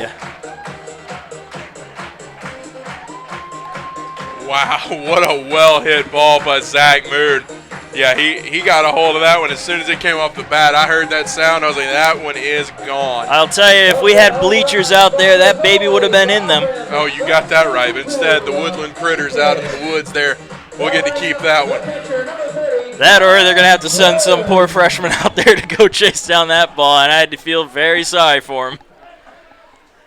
But that will bring up Connor Durden, an RBI double, which drove in a pair of runs and a run score, making him 1 for 2 as that pitch misses outside for ball 1. So the Pacers have matched Hardy's season total in earned runs with 4 tonight. I'd say that's a pretty good accomplishment, no matter who you are. It certainly is. Yeah, he came in this game with 4 earned runs, 8 total. And they've already scored 4 runs here in the 5th inning.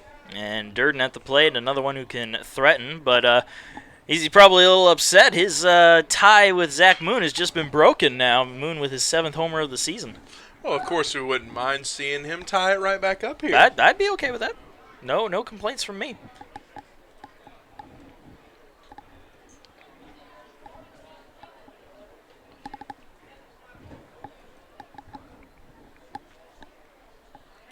Here's the 2-1. Swing and a miss, 2-2.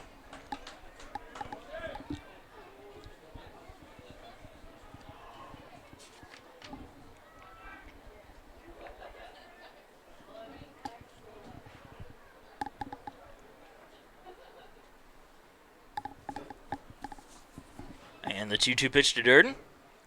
Fouled off. Durden stays in there.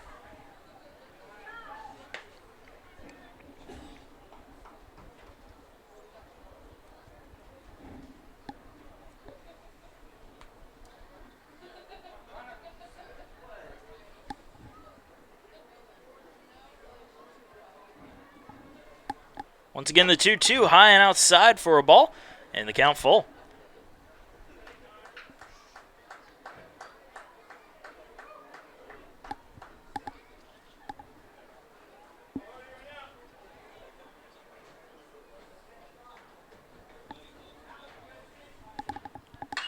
And Durden fouls that one off to stay alive. 3-2, staying with the count.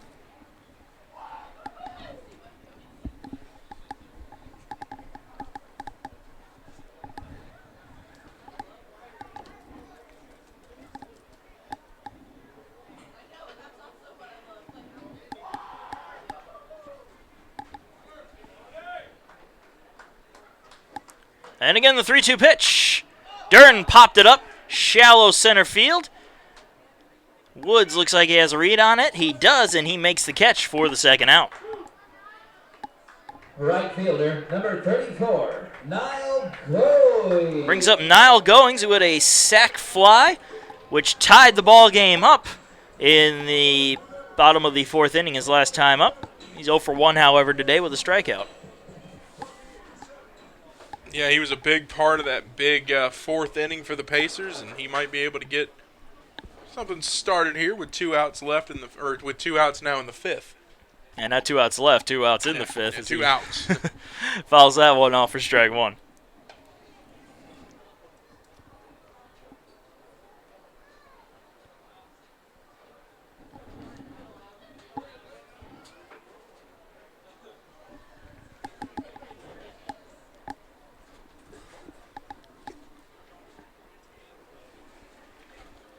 The 0-1 pitch, bit high for a ball. 1-1.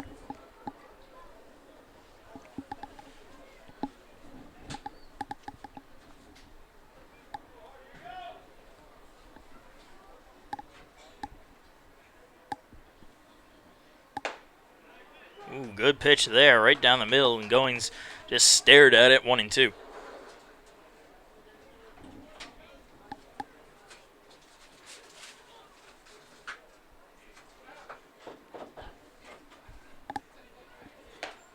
Inside corner, going down, looking for the third out. So the Pacers get one, however, on the moon landing by Zach Moon. It's 4-3 going into the top of the sixth.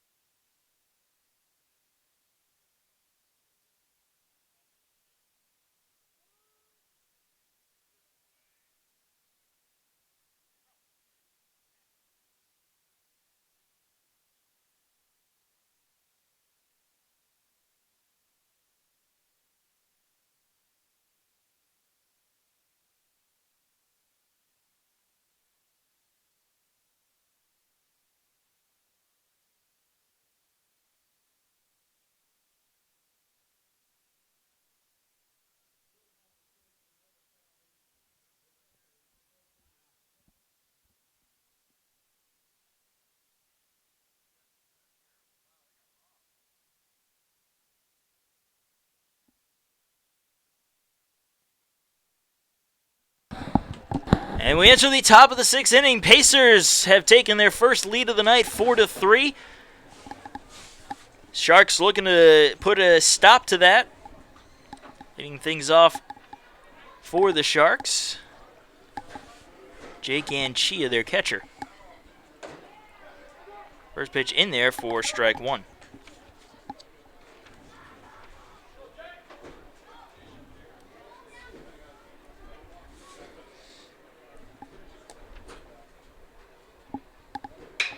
Fly ball into center field. Bonilla chasing after it. Goings now gets it, and he makes the catch for the first out.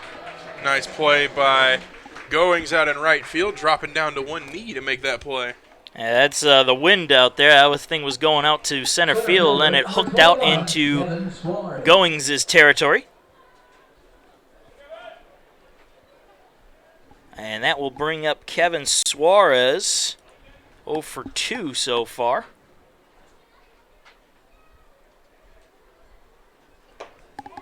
First pitch misses for ball one.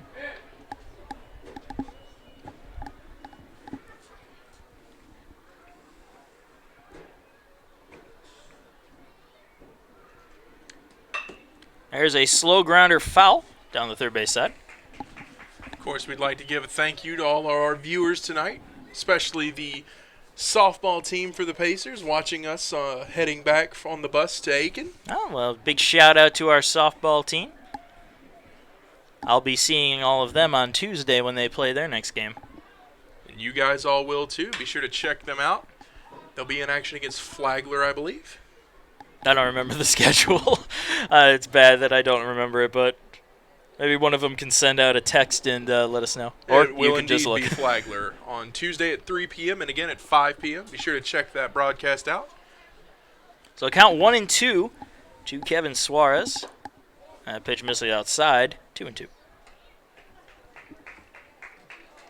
Well, since we know the softball team is watching, okay, I'm going to go ahead and, just give them some credit. They're looking like a good squad this year. We talked about that in our podcast. A diving stop by Weeks, and the throw to first is in time. What? Dalton Weeks robbing Suarez of a base hit to get the second out. Oh, my goodness. Gracious, an incredibly athletic stop by Weeks over on the third base side. Then the long throw over and an incredible stretch by Pereira, keeping his toe on the bag to make that play at first. My goodness. As one of my favorite broadcasters of all time would say, cue the highlight reel. Goodness gracious, that was an incredible play. And the first pitch there to Andrew Liberty down the middle for strike one. But as I was saying before, Dalton Weeks back to the softball. Quite remarkably interrupted me. Softball team looking good this year. We talked about it. And a ground ball to second. Got interrupted again. Mercado throws to first for the third out. A 1-2-3 inning. I'll get back to that train of thought after a short break. But the Pacers maintain their 4-3 lead as we go into the bottom of the sixth.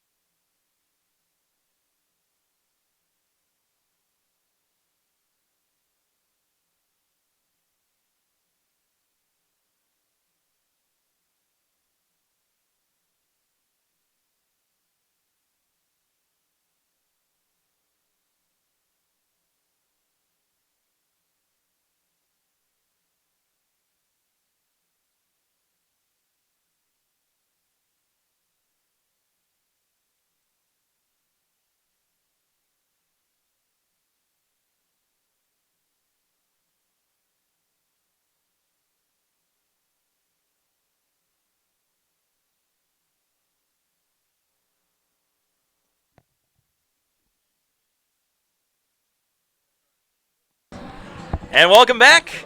Bottom of the sixth about to get underway, but before we do, and before I can get interrupted again, I would like to say that the softball team looks really good this year. I've had the pleasure of watching some of their games, broadcasting some of their games, and from what I've seen, I've been impressed. We talked about it on Inside Pacer Nation, the bi-weekly podcast that Jordan and I have, and they're an impressive squad that has a good chance at winning the Peach Belt this year. Yeah, they're sporting a 12-8-1 record right now, so congratulations to them on having a pretty successful season so far. Let's hope that continues in Peach Belt play. Tuesday against Flagler again, 3 and 5 those games will be. You can hear Marcus doing the broadcasting of those. Unfortunately, I will be in class at the time. That's what happens when you're still working for your degree. Brian Pereira leads things off, and he takes a pitch low and inside for ball one.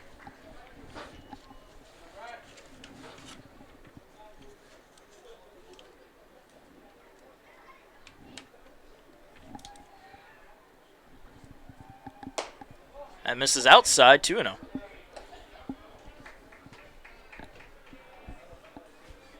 And the key for the Pacers here, go ahead and build on this lead. No need to play safe.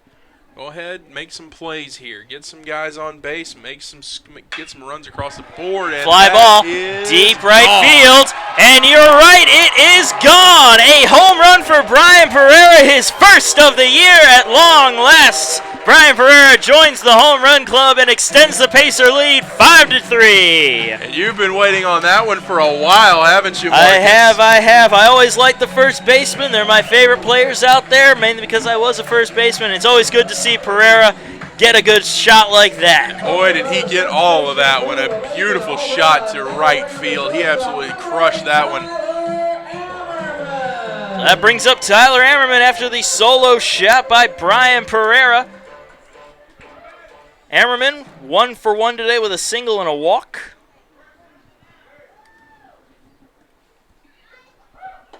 First pitch right down the middle for strike one.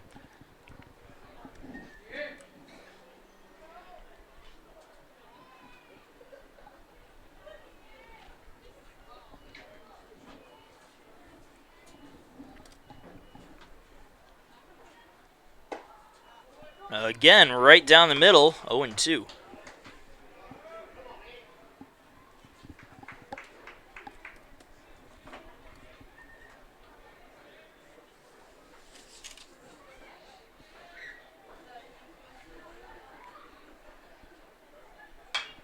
That one fouled off. Keeps the count at 0-2.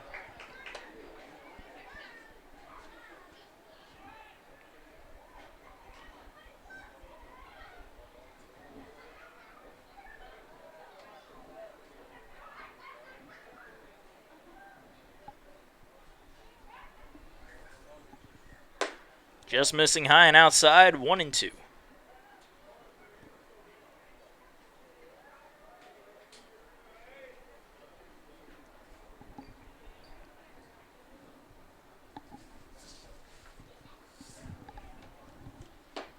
Curveball finds the zone, and that will send Ammerman back to the dugout looking for the first out. Second baseman, number 11, Skyler Mercado.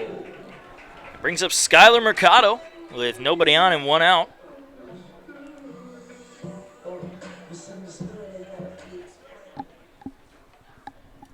Mercado 1 for 2 today with a single. Right down the middle again. Hardy's starting to really deal some heat this time, 0-1. Yeah, I think it may be a little bit of frustration mounting on his part. Yeah, I can imagine he's not the kind of pitcher that is behind that often. 0-1. Again, right down the middle. 0-2. And pitchers who are usually pitchers that are pitching from the lead position have two reactions to being behind. They either lock in and just shut lineups down, or they tend to let their emotions get the best of them a little bit and start forcing things. Yeah, that's always dangerous, and it looks like Hardy has a cool head right now. The runs that he's given up haven't been mistakes necessarily. They've just been good shots by the Pacers. He only had that one sketchy inning back in the fourth. And other than that, these 2 home runs off of Moon and Pereira, they're just solo shots. And Mercado fouled that one off. Looks like it may have caught a piece of his hand as well. He seems to be okay, and the count is still 1-2.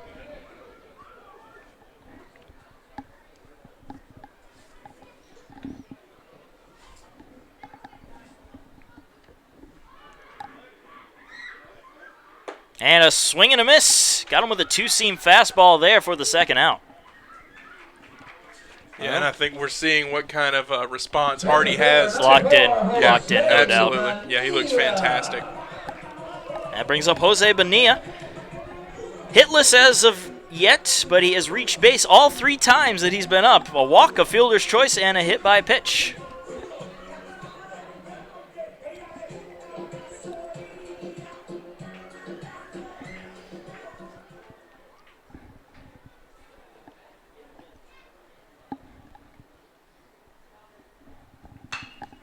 And Bonilla fouls off the first pitch for strike one.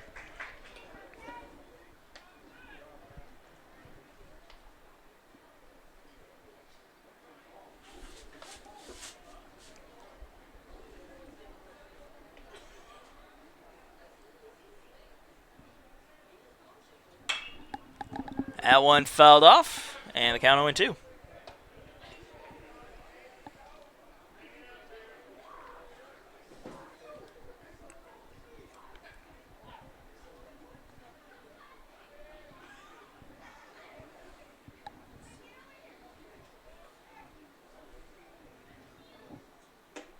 O2 misses outside, 1-2.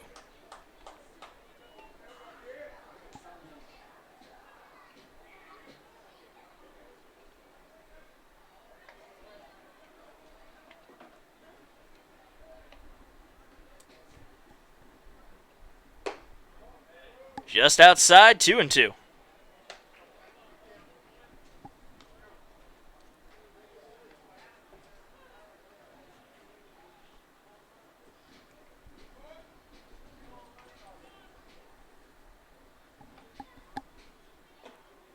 Low and away, full count to Bonilla.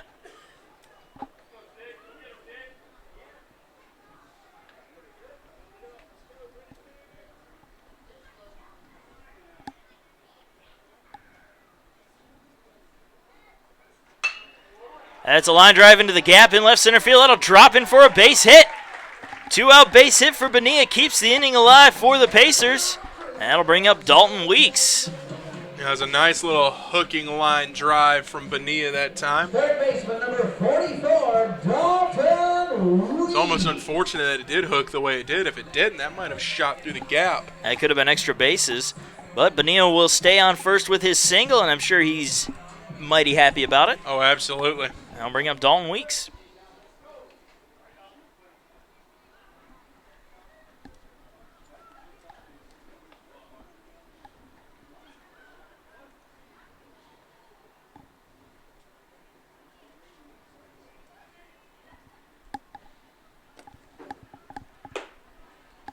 First pitch to Weeks, just on the outside corner for strike one.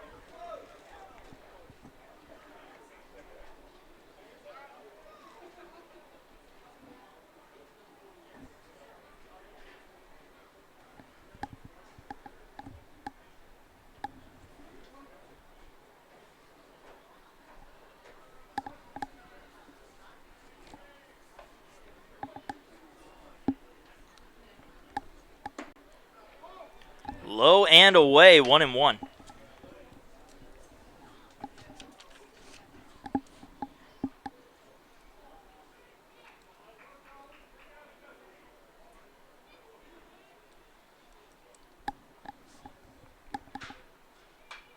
Fouled off, 1-2.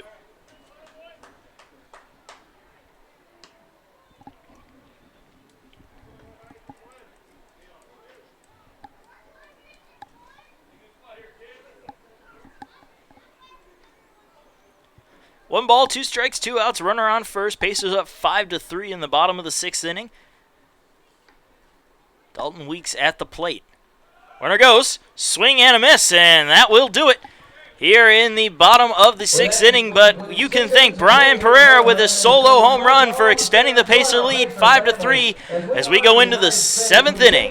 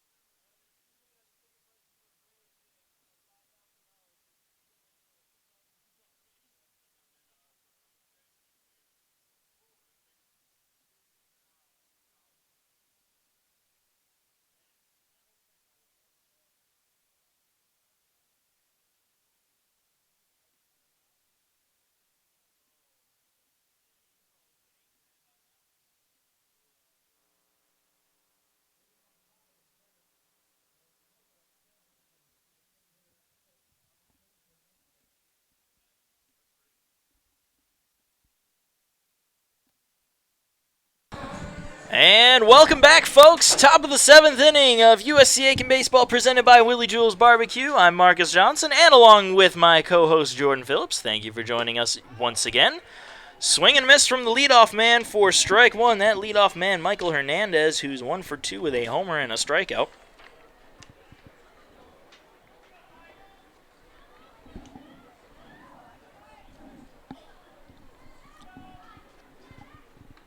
The 0-1, foul tipped into Connor Durden. Seems to be okay, though. Umpire checking him out, making sure he's not in too much pain.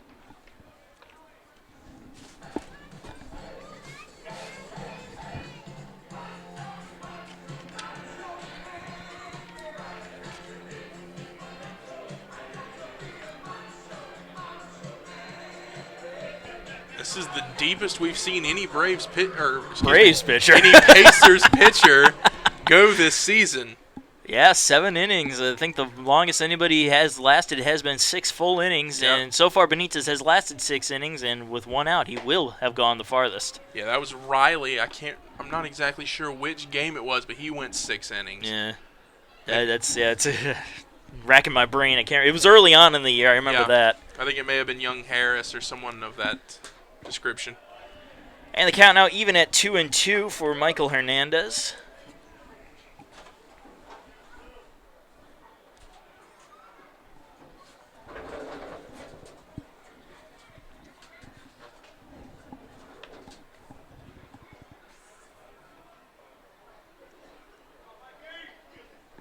Pacers do have action in their bullpen, as is a call of time on the field.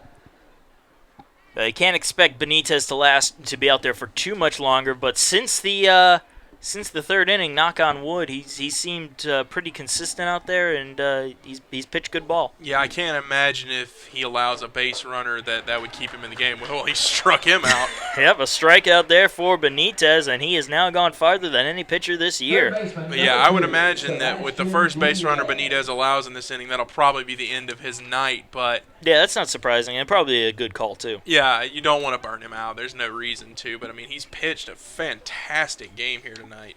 Well, he is, according to the stat sheet, the Pacer ace. And he now faces Sebastian Diaz, who doubled his last time up, 1 for 2 today. He got thrown out going to home thanks to some good awareness by Brian Pereira over at first. And does that bring Benitez's strikeout total to 9? We'll double-check that. Is that 8 or 9? 8 strikeouts right now. Okay. Still an impressive total.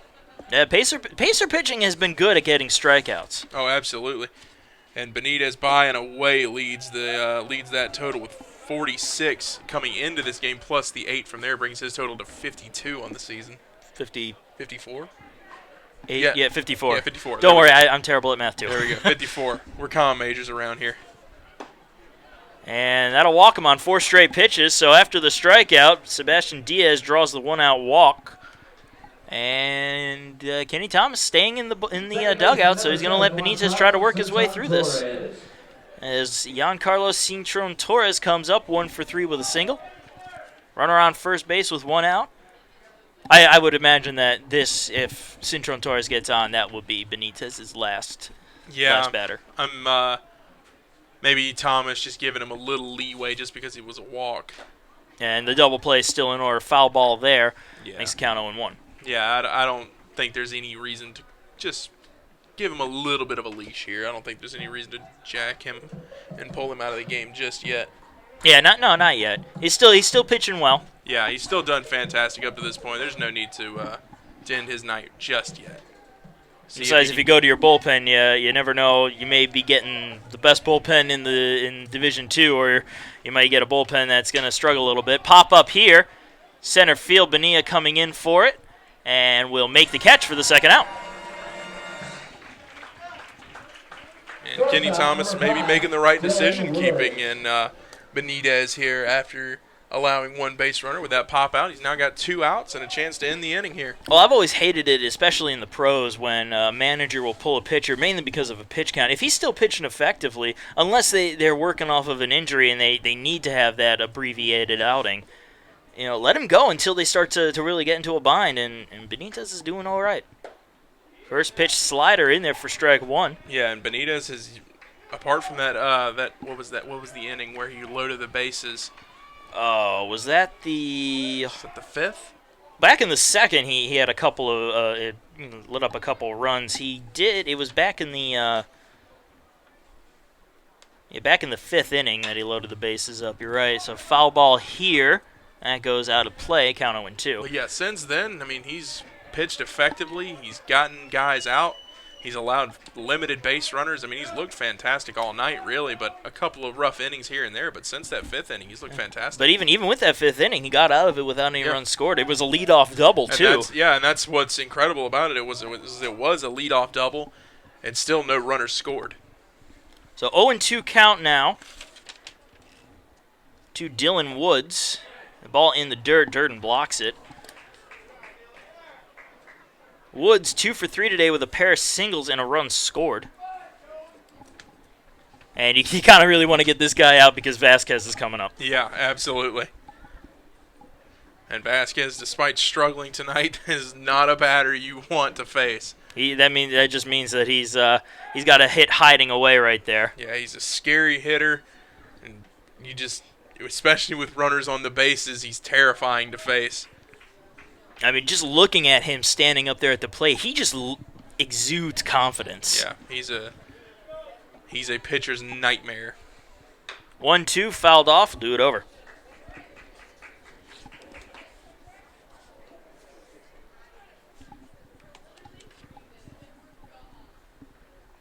He's also a big man too. That's not a small individual. Yeah, he is. Vasquez. Let's get the stats on just how big Vasquez is here. He is 6 feet tall, 210 pounds. That's a lot of man right there. That is. He's a pretty big guy. He's kind of not the tallest guy in the world, but he's built really stoutly. Yeah, 6 feet is a decent height. I'm 6 foot. Yeah. You're over 6 foot. I was about to say I get a little lost in translation. I'm 6'3", so anybody under my height is short to me, I guess. Lined foul. Count stays at 2-2.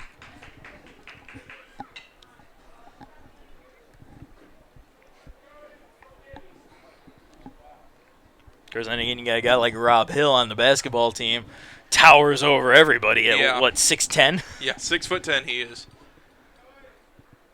Count still even at 2-2 with 2 outs and a runner on first. Runner goes, pitch inside for a call, strike 3, and the throw to second does not matter as it rolls out into center field. But that will do it here in the top of the 7th inning. Benitez gets through it without another run scoring. We're going into the 7th inning stretch. Pacers up 5-3.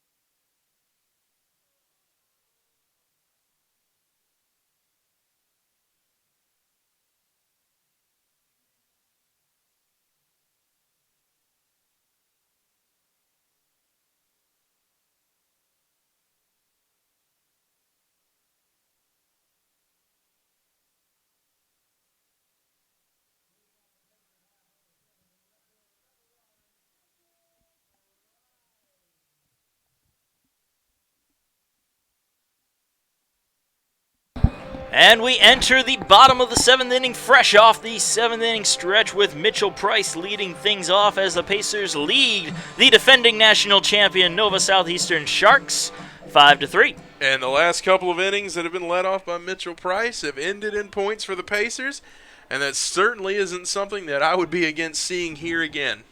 Most certainly. He is 0 for 2 today, however, as he hits a fly ball into deep right field. On the track, at the wall, off the wall.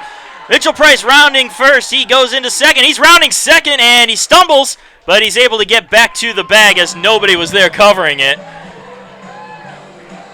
Bit of a risk trying to go for third. It's actually a blessing that he stumbled because they probably would have had him dead to rights at third base. So a leadoff double for Mitchell Price, and the Pacers already have a runner in scoring position. They do indeed. I mean, maybe this is me being a little bit of a risk taker, but I was kind of hoping he would go for third. I thought he might have had the speed to make it. I thought so too, but then after he stumbled, he pretty much canceled that out. Well, I thought the stumble is why he stopped. I thought he was stopping, and that's why he stumbled a little bit. Maybe I'm wrong. I'm not sure 100%, of course, but I'm happy to have a man in scoring position. That's for certain, especially with big Zach Moon coming up to bat now. Zach Moon, 2 for 3 today. Good night. A single, a home run, and a pair of runs scored. Chance to add to this Pacer lead, get a little more insurance. We saw a 2-run lead yesterday disappear really fast in the bottom of the 9th inning. Absolutely. You can never have enough runs in a matchup like this. Oh, definitely not. I mean, this team, again, coming into this series, it's number 1 versus number 3. Pacers number 3 in the nation, Sharks number 1. And as we said a million times before, they are the defending national champions, and they got there for a reason. Yeah, and you can't stress that enough about this team. And Moon fouls off the second pitch to even the count at 1-1. While we do have a second, I'd like to introduce the new pitcher for the Sharks, Ronnie Orta. Comes into this game with a 7.07 ERA and a 1-0 record in 7 appearances. He's pitched in 14 innings, giving up 21 hits and 14 runs. He's got 10 walks and 11 strikeouts. A lot of stats. He got them all off, too, before the next pitch. Nice. What can I say? I learned from the best. Yes, you did. Yes, you did. The 1-1 is Price heads off for third, and he's just going to get in there without a throw. A stolen base for Mitchell Price. There you go. He's on third base now. I got it. You got it. All right, and it's a 2-1 count as that pitch missed outside despite the framing attempt from Anchia. Must have called him Archie. I don't know where that came from. Well, we were talking about Chris Archer in the World Baseball Classic a little bit earlier. That's true. I'll give you that. 2-1 pitch to Moon. Low, 3-1.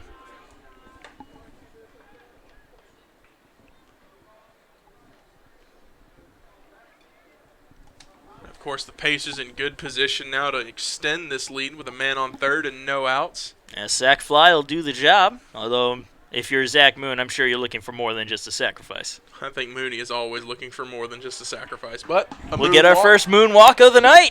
And I'm never against a good old-fashioned moonwalk. They've got to do something for the moonwalks. I mean, some sort of little wacky sound effect, the Apollo missions or something, anything. Just to have some fun with it. But that'll bring up Connor Durden. Durden an RBI double today and a run scored. 2 RBIs to be specific. And he's 1 for 3 today. Durden continuing to impress this season, hitting .462 on the year coming into this game.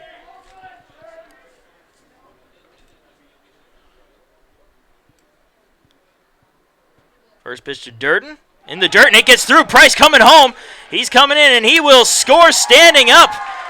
The pass ball allows Mitchell Price to come home, and the Pacers now lead it 6-3. And Zach Moon moves into scoring position there at second base. A costly error there for the Sharks.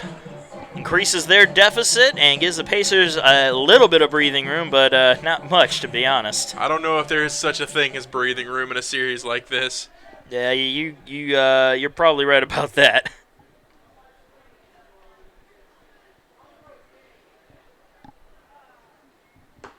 And the 1-1 pitch is 1-0 pitch is low, 2-0.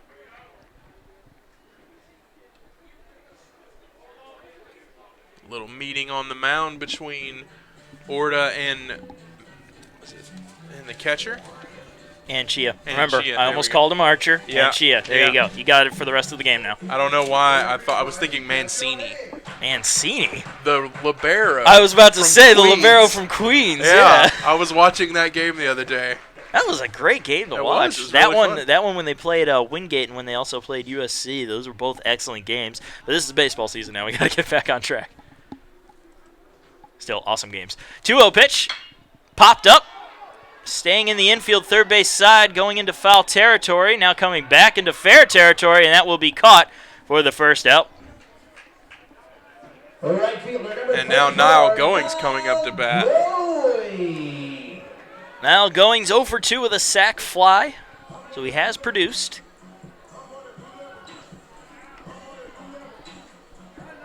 Still only one out here in the bottom of the 7th. 1 run already in. Pacers have scored in their last 4 innings, 3 in the 4th, and then a single run in the last 3 innings. Yeah, despite being shut down early on in the game, they have just stormed back to take the lead here. Oh, not really stormed back, but they've been steadily streaming back. Say that. They've chipped away at it. Chipped away. All right, that works too. Count 1-0 as the first pitch to Goings misses.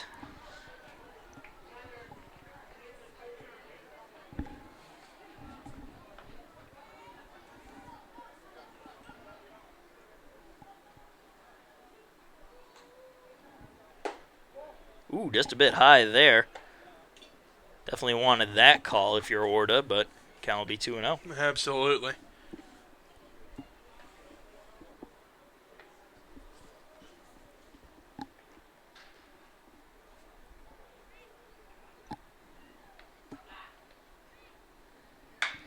And Goings pops it up, foul territory, and out of play.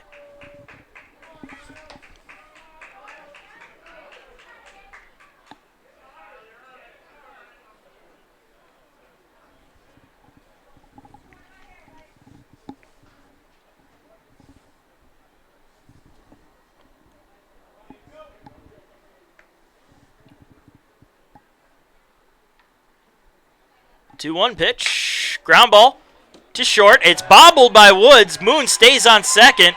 Probably would have made it safely to third regardless, but he decided to play conservatively. But Goings will reach on the E6. What it might be is that Moon heading over to third might have distracted the shortstop a little bit there. He might have took his eye off the ball a little bit because he was right in front of, or Moon was right in front of the shortstop when he made that play. Yeah, that's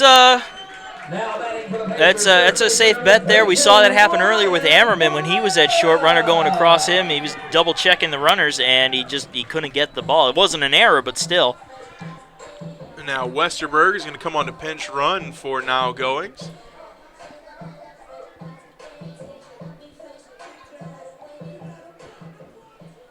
So Westerberg now on first for Niall Goings. Zach Moon still on second base.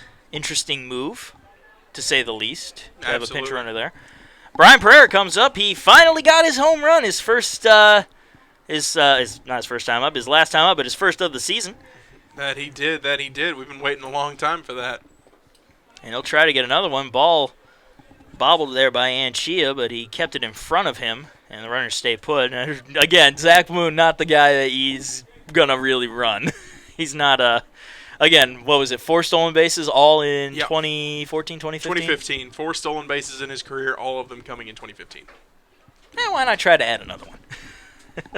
See if we can break that sky-high total. You never know. 1-0 count to Pereira. Inside, 2-0.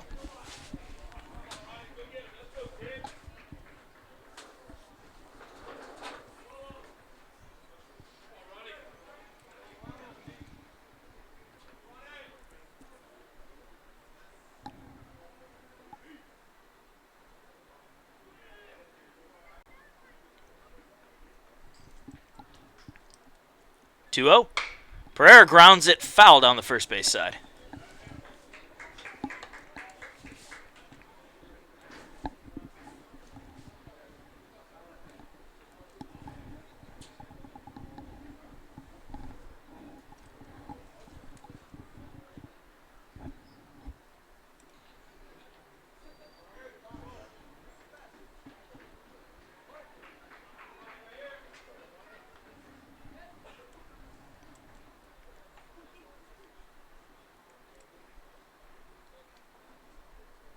2-1. Line right back up the middle and off the glove of Orta. Brian Pereira heading for first. He will not make it in time as he gets thrown out. Not the fastest guy in the world, but he still advances the runners to second and third. That he does. And that's going to bring up Ammerman now. Ammerman. Oh, that's actually the second time that he's grounded off the pitcher's glove to the second baseman there, Cintron Torres, for a 1-4-3 ground out. How many times does that happen in a game, you wonder? I can't imagine many. But yep, Tyler Ammerman coming up. 1-4-2 with a single, a walk, and a strikeout. That pitch low for ball one. Good solid base hit here from Ammerman like he had at the end of last night's game. Would be much appreciated if you're a Pacer fan. Try to get a little more of a cushion between yourselves and the Sharks. 1-0 just misses high, and Chia unable to frame it to the umpire's liking.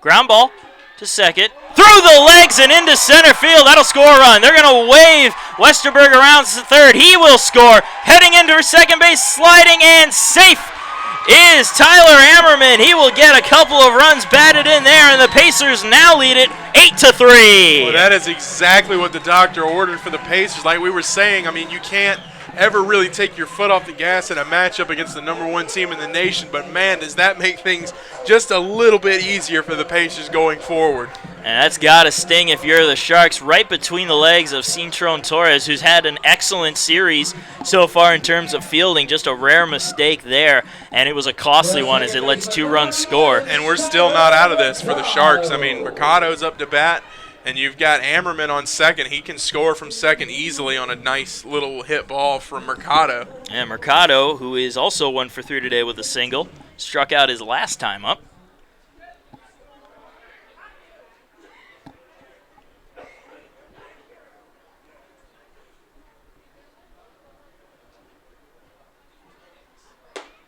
That pitch to Mercado missing high. A good-looking pitch, just not quite in the zone. Yeah, it was a really nice job by Mercado to hold off on that one. That's normally a pitch he'll try and hit. Oh, it was not up in the zone, but just above the zone. But still a good. If you get a good contact on it, you can make him pay with that. The 1-0. Mercado tried to call for time, didn't get the call, fouls it off. 1-1.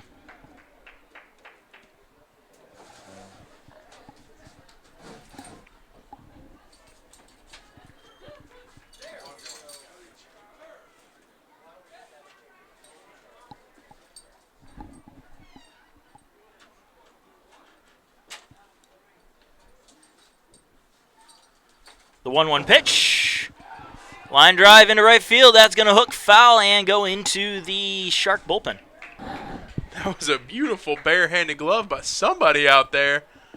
Not sure who that was, but he made a nice little play on that. Well, send him on out and play the field.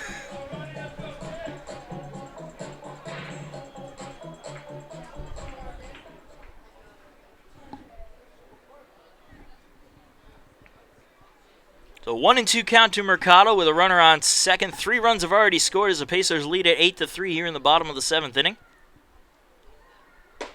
Right down the middle, Mercado down looking for the second strikeout of the night for him and the final out. But the Pacers strike back a little bit harder. 3 runs here in the bottom of the 7th. We're going into the top of the 8th. 8-3 your score.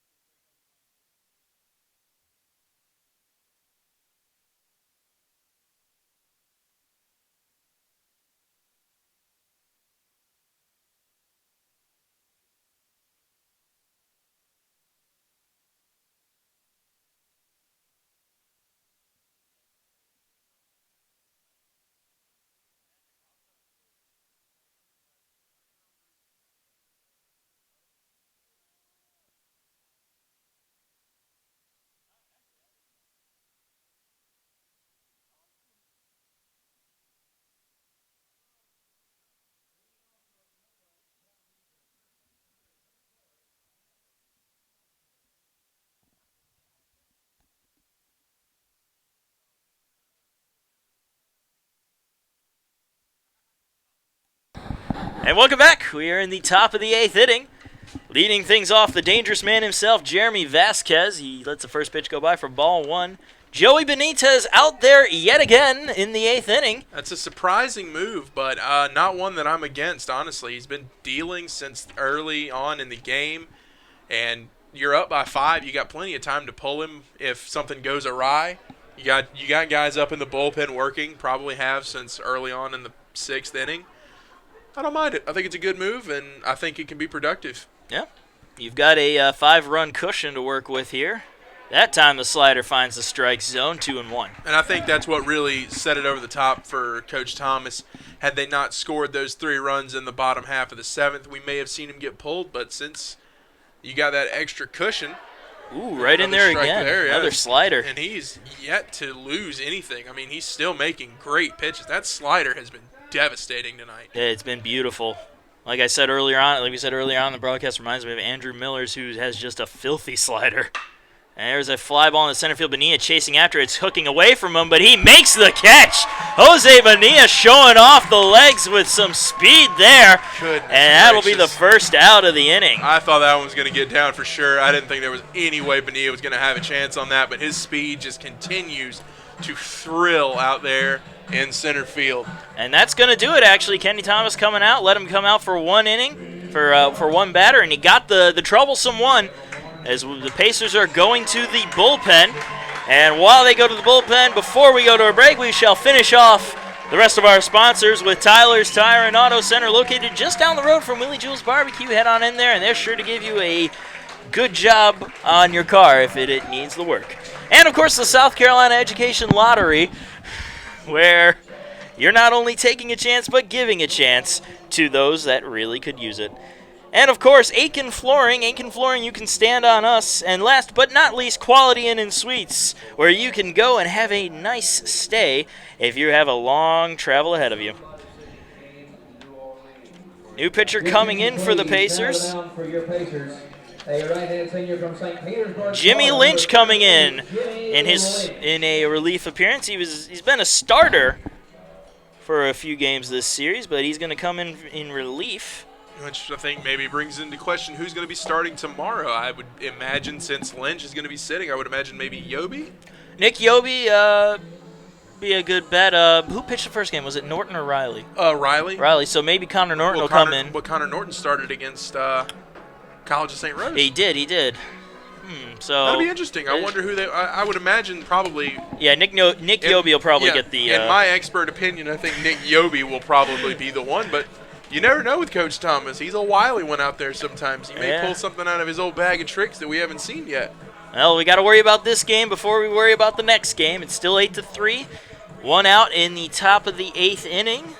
It's game 2 of the series. Game 3 tomorrow at 1 o'clock. I think it's safe for us to go ahead and take a little bit of a break while Lynch warms up out there. Looks like he's about done. Oh, wow. Okay, never mind. Wow, that was quick. Well, like I said, he was probably warming up since probably early in the 6th or the 7th. But I think that was a good strategy by Coach Thomas. He came in, got Vasquez out, the one that is really dangerous in this lineup, which is, kind of easy to say when this entire lineup is very dangerous. Yeah, that's true. That will bring up Brandon Gomez, 1-for-3 with an RBI double. And he foul tips the first pitch into the glove of Connor Durden for strike 1. A good pitch to start things off for Jimmy Lynch this time. Yeah, Lynch is an excellent reliever. Sometimes he's shaky as a starter. He settles himself down real quick, but when he comes out for the first inning, he's a little shaky at times. But as a reliever, from what I've seen, he's been just solid. It's always funny to see that even in the major leagues, there's some guys who are starters and they just never quite nail it down as a starter. But as soon as you move into the bullpen, they turn into just lights out pitchers. Well, one of the big things about that is when you're a starter, you got to kind of hold back a little bit on your pitches, and that can throw off a pitcher so much if he's trying to hold back. Fly ball into left field. Price coming over to make the catch, and he does for the second out. But as I was saying, you got to hold back a little bit, and it may throw off your timing, may throw off your placement and location. When you're in the bullpen, you're usually only going out there for 1, maybe 2 innings at the most. So you can just throw caution to the wind almost and put all of your power in behind those pitches. Yeah, and I mean, there are some pitchers, of course, who are effective as both relievers and starters, guys like John Smoltz, but those are few and far between. Yeah, definitely. He was a closer at the end of his career, wasn't he? He was. I believe he got the Relief Award of the Year or something like that. He was good. He was good. I'll give him that. Yeah, he was, I believe he was either first or second the Braves saves leaders until a little young man named Craig Kimbrell came along. Craig Kimbrell. And, of course, that is now his title to hold up. Hit by pitch. Yep, so Anchia will take his base after getting nicked in the hip. Center fielder number 21, Kevin Suarez. Brings up Kevin Suarez 0 for 3 with a runner on first, 2 outs. 8-3 ball game here in the top of the 8th.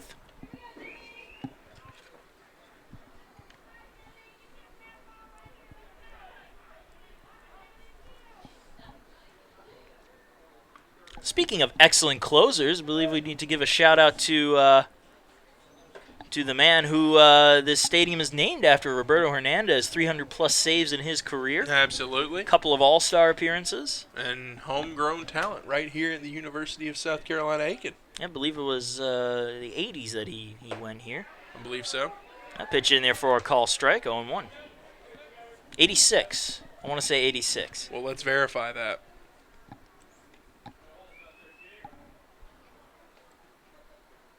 The 1-1. Inside, just a little too far inside. That'll be 2-1.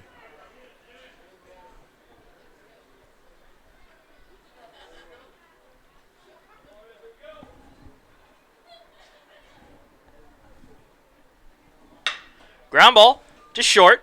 Airman throws it to second for 1, and that's all they need. And that will do it here in the top of the 8th inning. We go into the bottom of the 8th. Pacers still holding on to their 8-3 lead.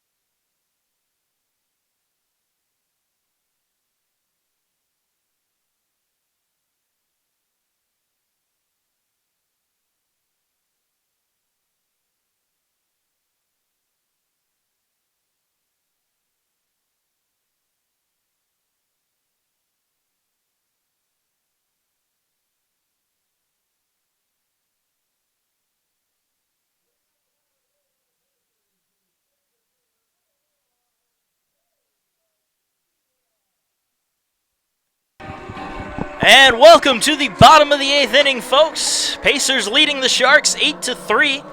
And Jose Bonilla will lead things off for the Pacers. He is 1 for 3 today. Reached base all 4 times, though. walk, fielder's choice, hit by pitch, and his last time up, a single. Well, it's nice, a nice little day for Jose Bonilla. I mean, we always sing his praises up here in the broadcast booth. Well, he had a nice little dash out there in center field to rob a hit. Yeah, that one was a rob of Jeremy Vasquez, was it not? I believe it's you're correct, and he shows a bunt here, kind of bunts it high into the air, and nobody covering first base. Jose Bonilla will make it safely to lead things off with a single. Again, showcasing his speed. Third baseman number 44, Dalton Weeks. Brings up Dalton Weeks, 0 for 4 today. Looking to turn things around and turn his night around. Yeah, Weeks has struggled a little bit at the plate these last couple of games. But it doesn't really matter. He had that diving stop at third base, which takes the cake tonight. Yeah, he's been flashing his glove out there and showing off his defensive ability, which has been really one of his main strengths this season. Yeah, it's been excellent out there at third base. Not perfect. Nobody's perfect, but still good. And there's his first hit of the night. A ground ball into left field for a base hit. And the Pacers looking to build on this already impressive lead here with the big boppers in Price, Moon, and Durden coming up now. Yeah, Price doubled and came around to score his last time up. He's also been hit by a pitch and struck out twice, so he's 1 for 3 with a pair of runs scored. Been a nice night for Mitchell Price. And he's got 2 men on here. 2 on and nobody out in bottom of the 8th inning. Yeah, and a chance to really blow this game wide open for the Pacers. The new pitcher out there on the mound for the Sharks, Ryan Maya. And Maya already in a spot he didn't want to be in as his curveball misses low and away for ball 1. Ryan Maya coming in with an 8.10 ERA, a 2-0 record, however, on 5 appearances. He's got 10 innings pitched, 11 hits, 9 runs. All 9 are earned, 6 walks, and 5 strikeouts.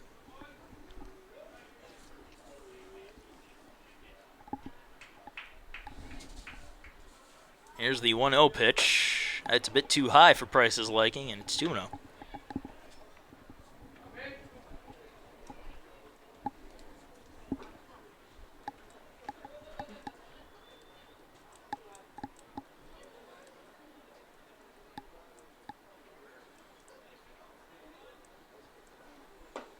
Low and away, 3-0 to Mitchell Price.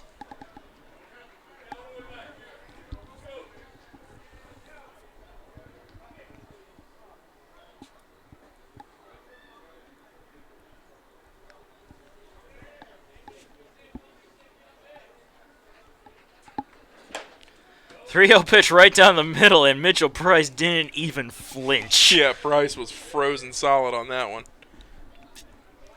So count 3-1.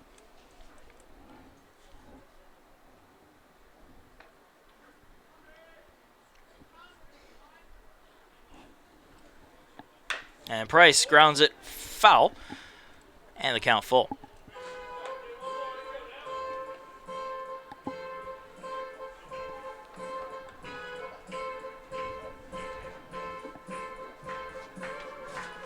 So Maya working his way back into this AB here with 2 straight strikes. And the count full to Price with 2 on. Nobody out here in the 8th.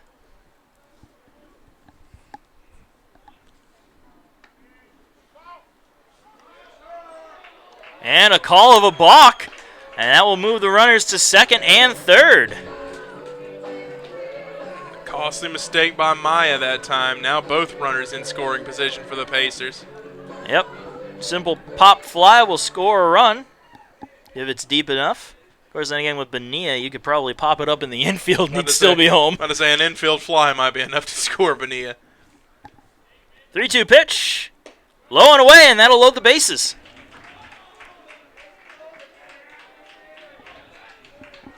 The bases are juiced for the Pacers with nobody out. Number 14, Zach Moon. And Zach Moon coming to the plate, the All-American with a chance to really do some damage.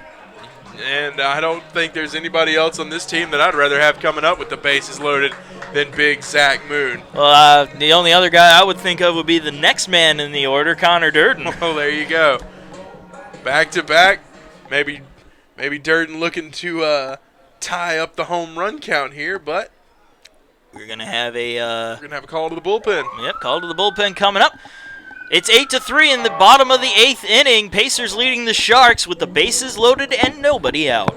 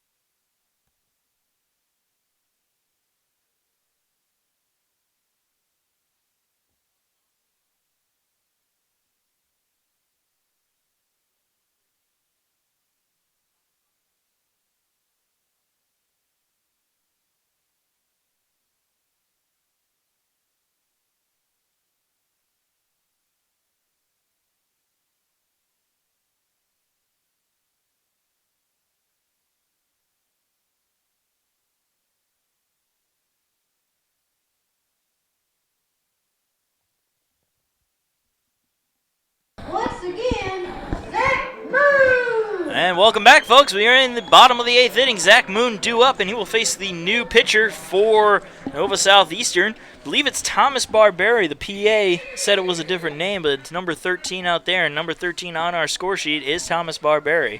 And Thomas Barberi, if that is your real name, he comes in with an ERA of 1.80, 5 innings pitched, 5 hits, 4 runs, 1 of those runs earned, 2 walks, and 2 strikeouts.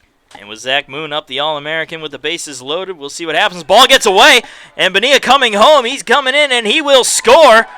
And a pass ball just like that. Pacers now lead at 9-3. Yeah, and the Pacer lead grows even more. So Moon, no more chance for a grand slam, but I'm sure he wouldn't mind still crossing 3. That wouldn't be too bad, or even just a nice solid base hit that drives in 2.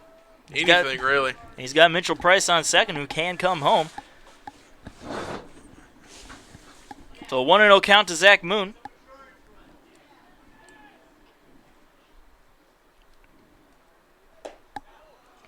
Outside corner, yep. Pretty pitch from Barberi that time. That was beautiful. You count even at 1-1. It was a nice little, I think that was a changeup. It was a pretty slow-moving pitch, maybe a curveball. I don't know. I didn't really pay attention to the pitch. I just paid attention to where it was. Oh, come on. This is why you're here. You're here to back me up. Hey, sometimes I do. You're the one who's supposed to back me up. I'm the one who gets paid. Swing and a miss from Moon. Count 1 and 2. Look, I'm in the game. Always. Yeah, but where's your paycheck? It's coming. Okay, I'm building a resume. No.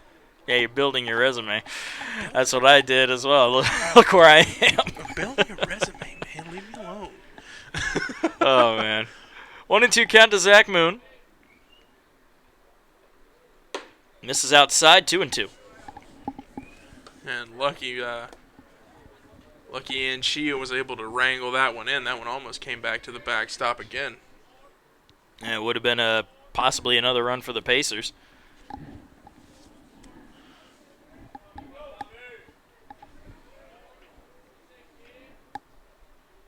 And Moon grounds one to third. Diving stop. Runners stay right where they are. The throw to first is in time. That'll be the first out of the inning. Now coming up is Connor Durden. The catcher, number 30, Connor Durden. Yeah, brings up Connor Durden, the catcher. 1 for 4 today with a double. Yeah, a double that scored 2 RBIs, so productive, to say the least. Absolutely. Durden continues to have the hot hand in the Pacer lineup.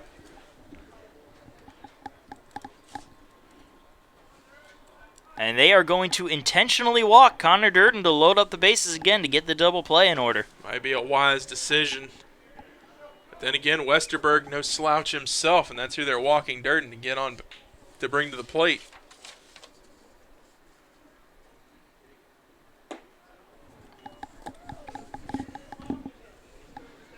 But we'll see what happens. We'll see if this risky call pays off or if the Pacers make the Sharks pay. Now Westerberg hitting .310 this season. So a decent average for Luke Westerberg.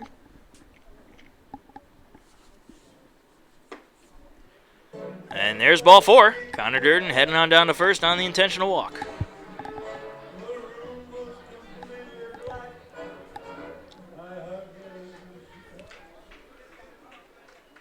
Westerberg coming in for his first at-bat.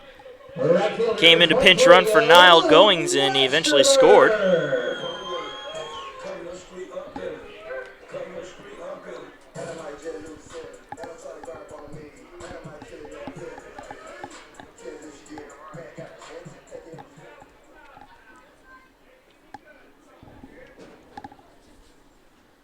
And the first pitch to Westerberg is low and away, and she able to dig that one out from the dirt. And nearly getting away from Anchia again.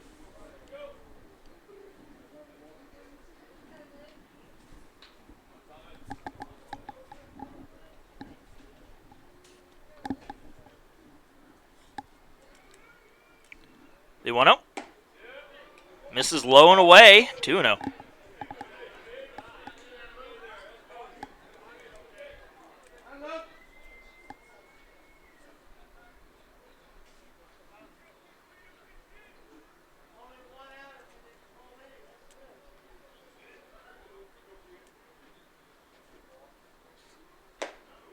Outside corner, call strike, 2-1.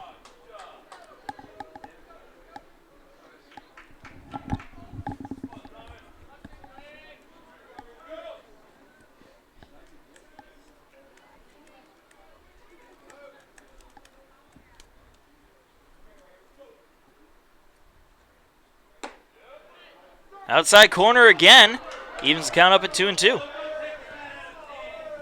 And the Pacer faithful not happy about that one, having plenty to say. They've been surprisingly quiet this evening. Well, there hasn't been too much to complain about, actually. That's true, but hey, we say it often. They'll still find a way. They will indeed.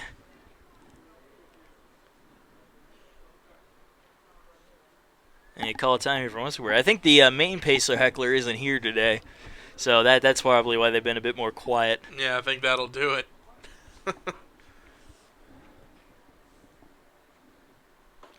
Low and away, full count.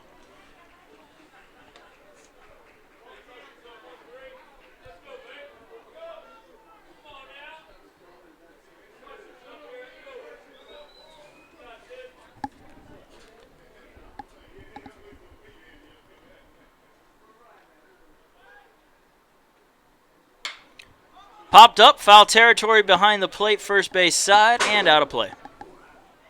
Lands in the bleachers, actually.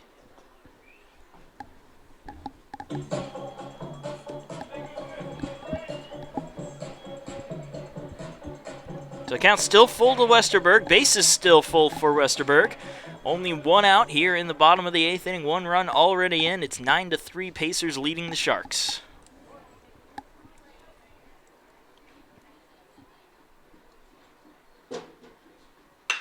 That's grounded up the middle and through for a base hit. 1 run scores. They're waving Price around third. The ball is bobbled out in center field, so Price comes in standing up at home plate. It's a 2 RBI single for Luke Westerberg, and the Pacers now lead it 11-3. Keep the insurance runs coming. And this kind of game, I won't complain about insurance runs. So runners on first and second now with one out for Brian Pereira. 1 for 4 with a home run today. So another productive day for Brian Pereira for sure. Finally getting that elusive first home run of the season. And hopefully the rest will start flowing like water. We'll say water. Water flows pretty well. Water does flow pretty well. There's a lot of it on this planet, believe it or not. There he is. 70% of this planet is water, I believe? Over 70%, actually. 70% of the human body is water. That's what it is. Or something like that. That just proves there's a lot of water. That's true. Enough of the science talk. Back to baseball. First pitch, Pereira, ground ball. Bobbled a bit by Cintron Torres. He's able to throw it to first to get the out just in time, but the runners advance. Shortstop number 8, Tyler Ammerman. That brings up Tyler Ammerman. 1 for 3 today with a single, a walk, reached on an error which drove in a pair of runs.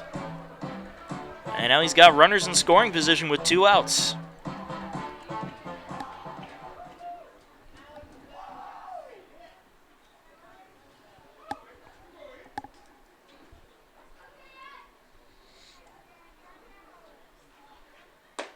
Check swing. Doesn't matter, was in the strike zone anyway for strike 1.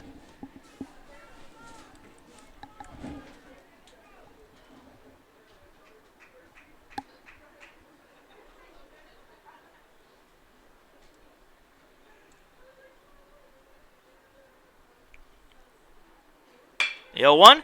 Ground ball to second. Backhanded by Cintron Torres, who throws to first to get the out. The Pacers will leave a couple stranded, but they will get 3 runs here in the bottom of the 8th as we go to the top of the 9th inning. Pacers trying to close it out with an 11-3 lead.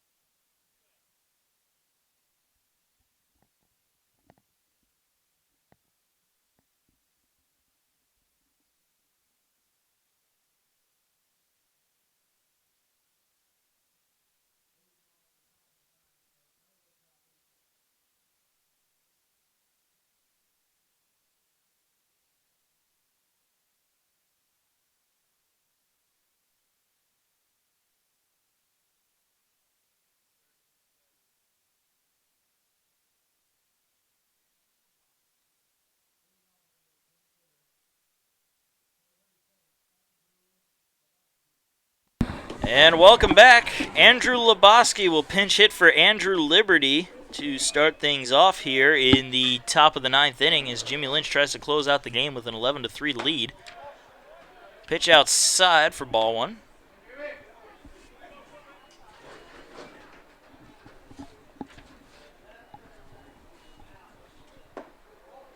Just a bit low. Count 2-0.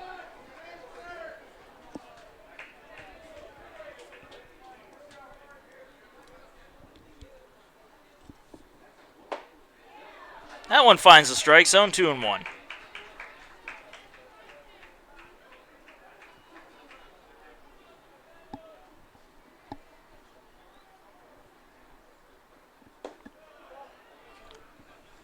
that one misses a bit low.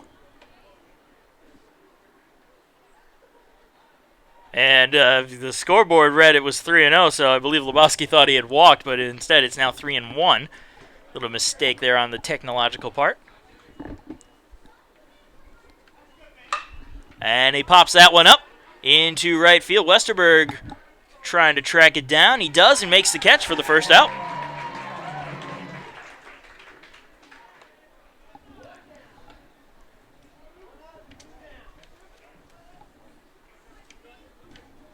That will bring up Brendan Cutting, who will be pinch hitting for Michael Hernandez. Brendan Cutting.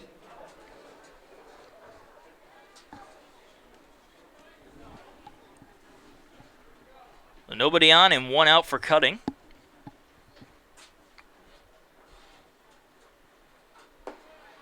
First pitch a bit low for ball 1. Not a bad pitch necessarily. Yeah, just missed the spot by a little bit. Just didn't get the call, really. Yeah, it did miss his spot, but it was still a decent-looking pitch. Same with that one, as it was a bit low, but 2-0.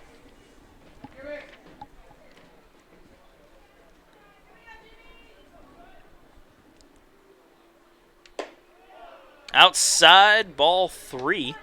3-0.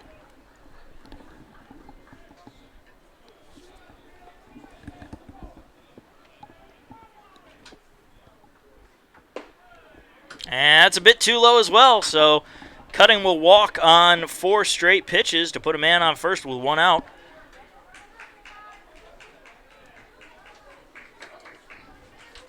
And we'll bring up another pinch hitter. Ian Valenzuela. Ian Valenzuela coming in to pinch hit.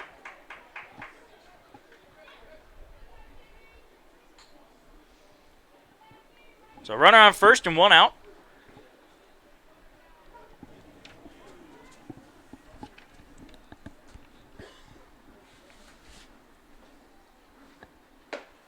First pitch right down the middle for strike 1.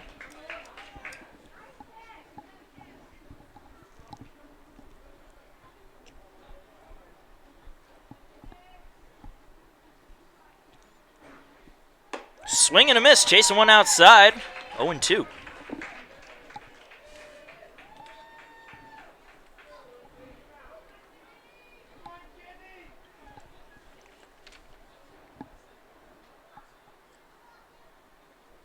Swing and a miss for the strikeout and second out. That was a smooth little series from Lynch that time around. That'll bring up number 7, Giancarlo Cintron Torres. With a runner on first and 2 outs, he represents the last hope for the Sharks in this game. And if the Pacers can come away with a big win here, I mean, this is a big win for the Pacers, a huge confidence booster. Taking on the number 1 team in the nation's ace and putting up 11 runs. Not on him, put up, I believe, 5 runs on him, but still. But still, putting up 5 runs on him, you lock up the series win with the number 1 team in the nation, the defending national champions. That's a big win for the Pacers if they can close it out here. Here's the 0-1. Fouled off, 0-2. And the Sharks down to their final strike.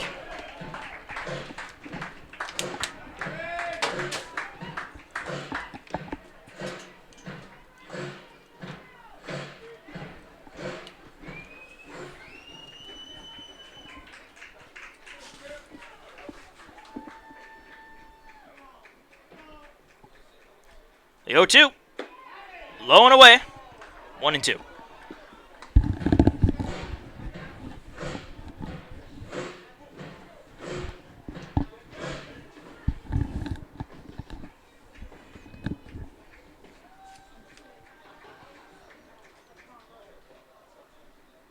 And a call of time here before the 1-2 pitch.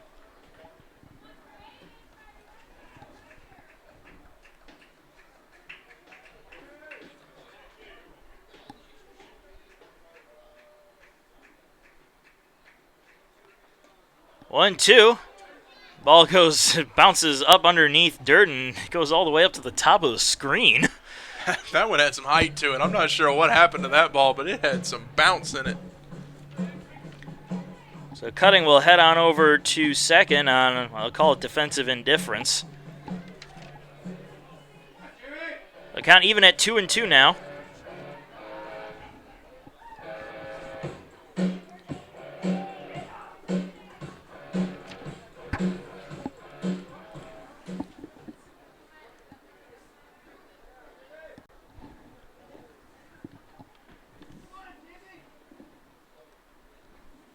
Two-two, grounder. Ammerman snags it, throws it to first. Pereira stretches and makes the catch for the third and final out. And the Pacers win it here in the top of the ninth by a score of 11-3. Benitez pitched a gem tonight. Absolutely beautiful outing by Benitez. What a huge win for the Pacers. And how awesome is it that Benitez pitches so well, gets the win here tonight. It's absolutely dominated this lineup. Yeah, he gave up the 3 runs, but he looked fantastic out there tonight. And the Pacers looked even better as a whole than they normally would, beating the #1 team in the nation 2 straight games, locking up the series win, going into tomorrow's game with them, knowing you got the series win. What a huge, huge win here tonight for the Pacers. Yeah, it's going to be a big confidence booster as they move down the stretch. They were a highly anticipated team coming into this series, 3rd in the nation, obviously, predicted to win the conference and possibly the region. And now I'm starting to believe it. When you win 2 out of 3 on the #1 team and a possible chance to sweep the series tomorrow, you never know. But that'll do it. The next game will be tomorrow at 1:00 p.m. And after that, they will start a 2-game set versus Emmanuel. One on the march. Well, not a 2-game set, actually. They'll play a 1 game against Emmanuel, and then they're going to take a break and come back on the 29th and play them. But for Jordan Phillips, I'm Marcus Johnson. Thank you for joining us for yet another great game, and have a good one.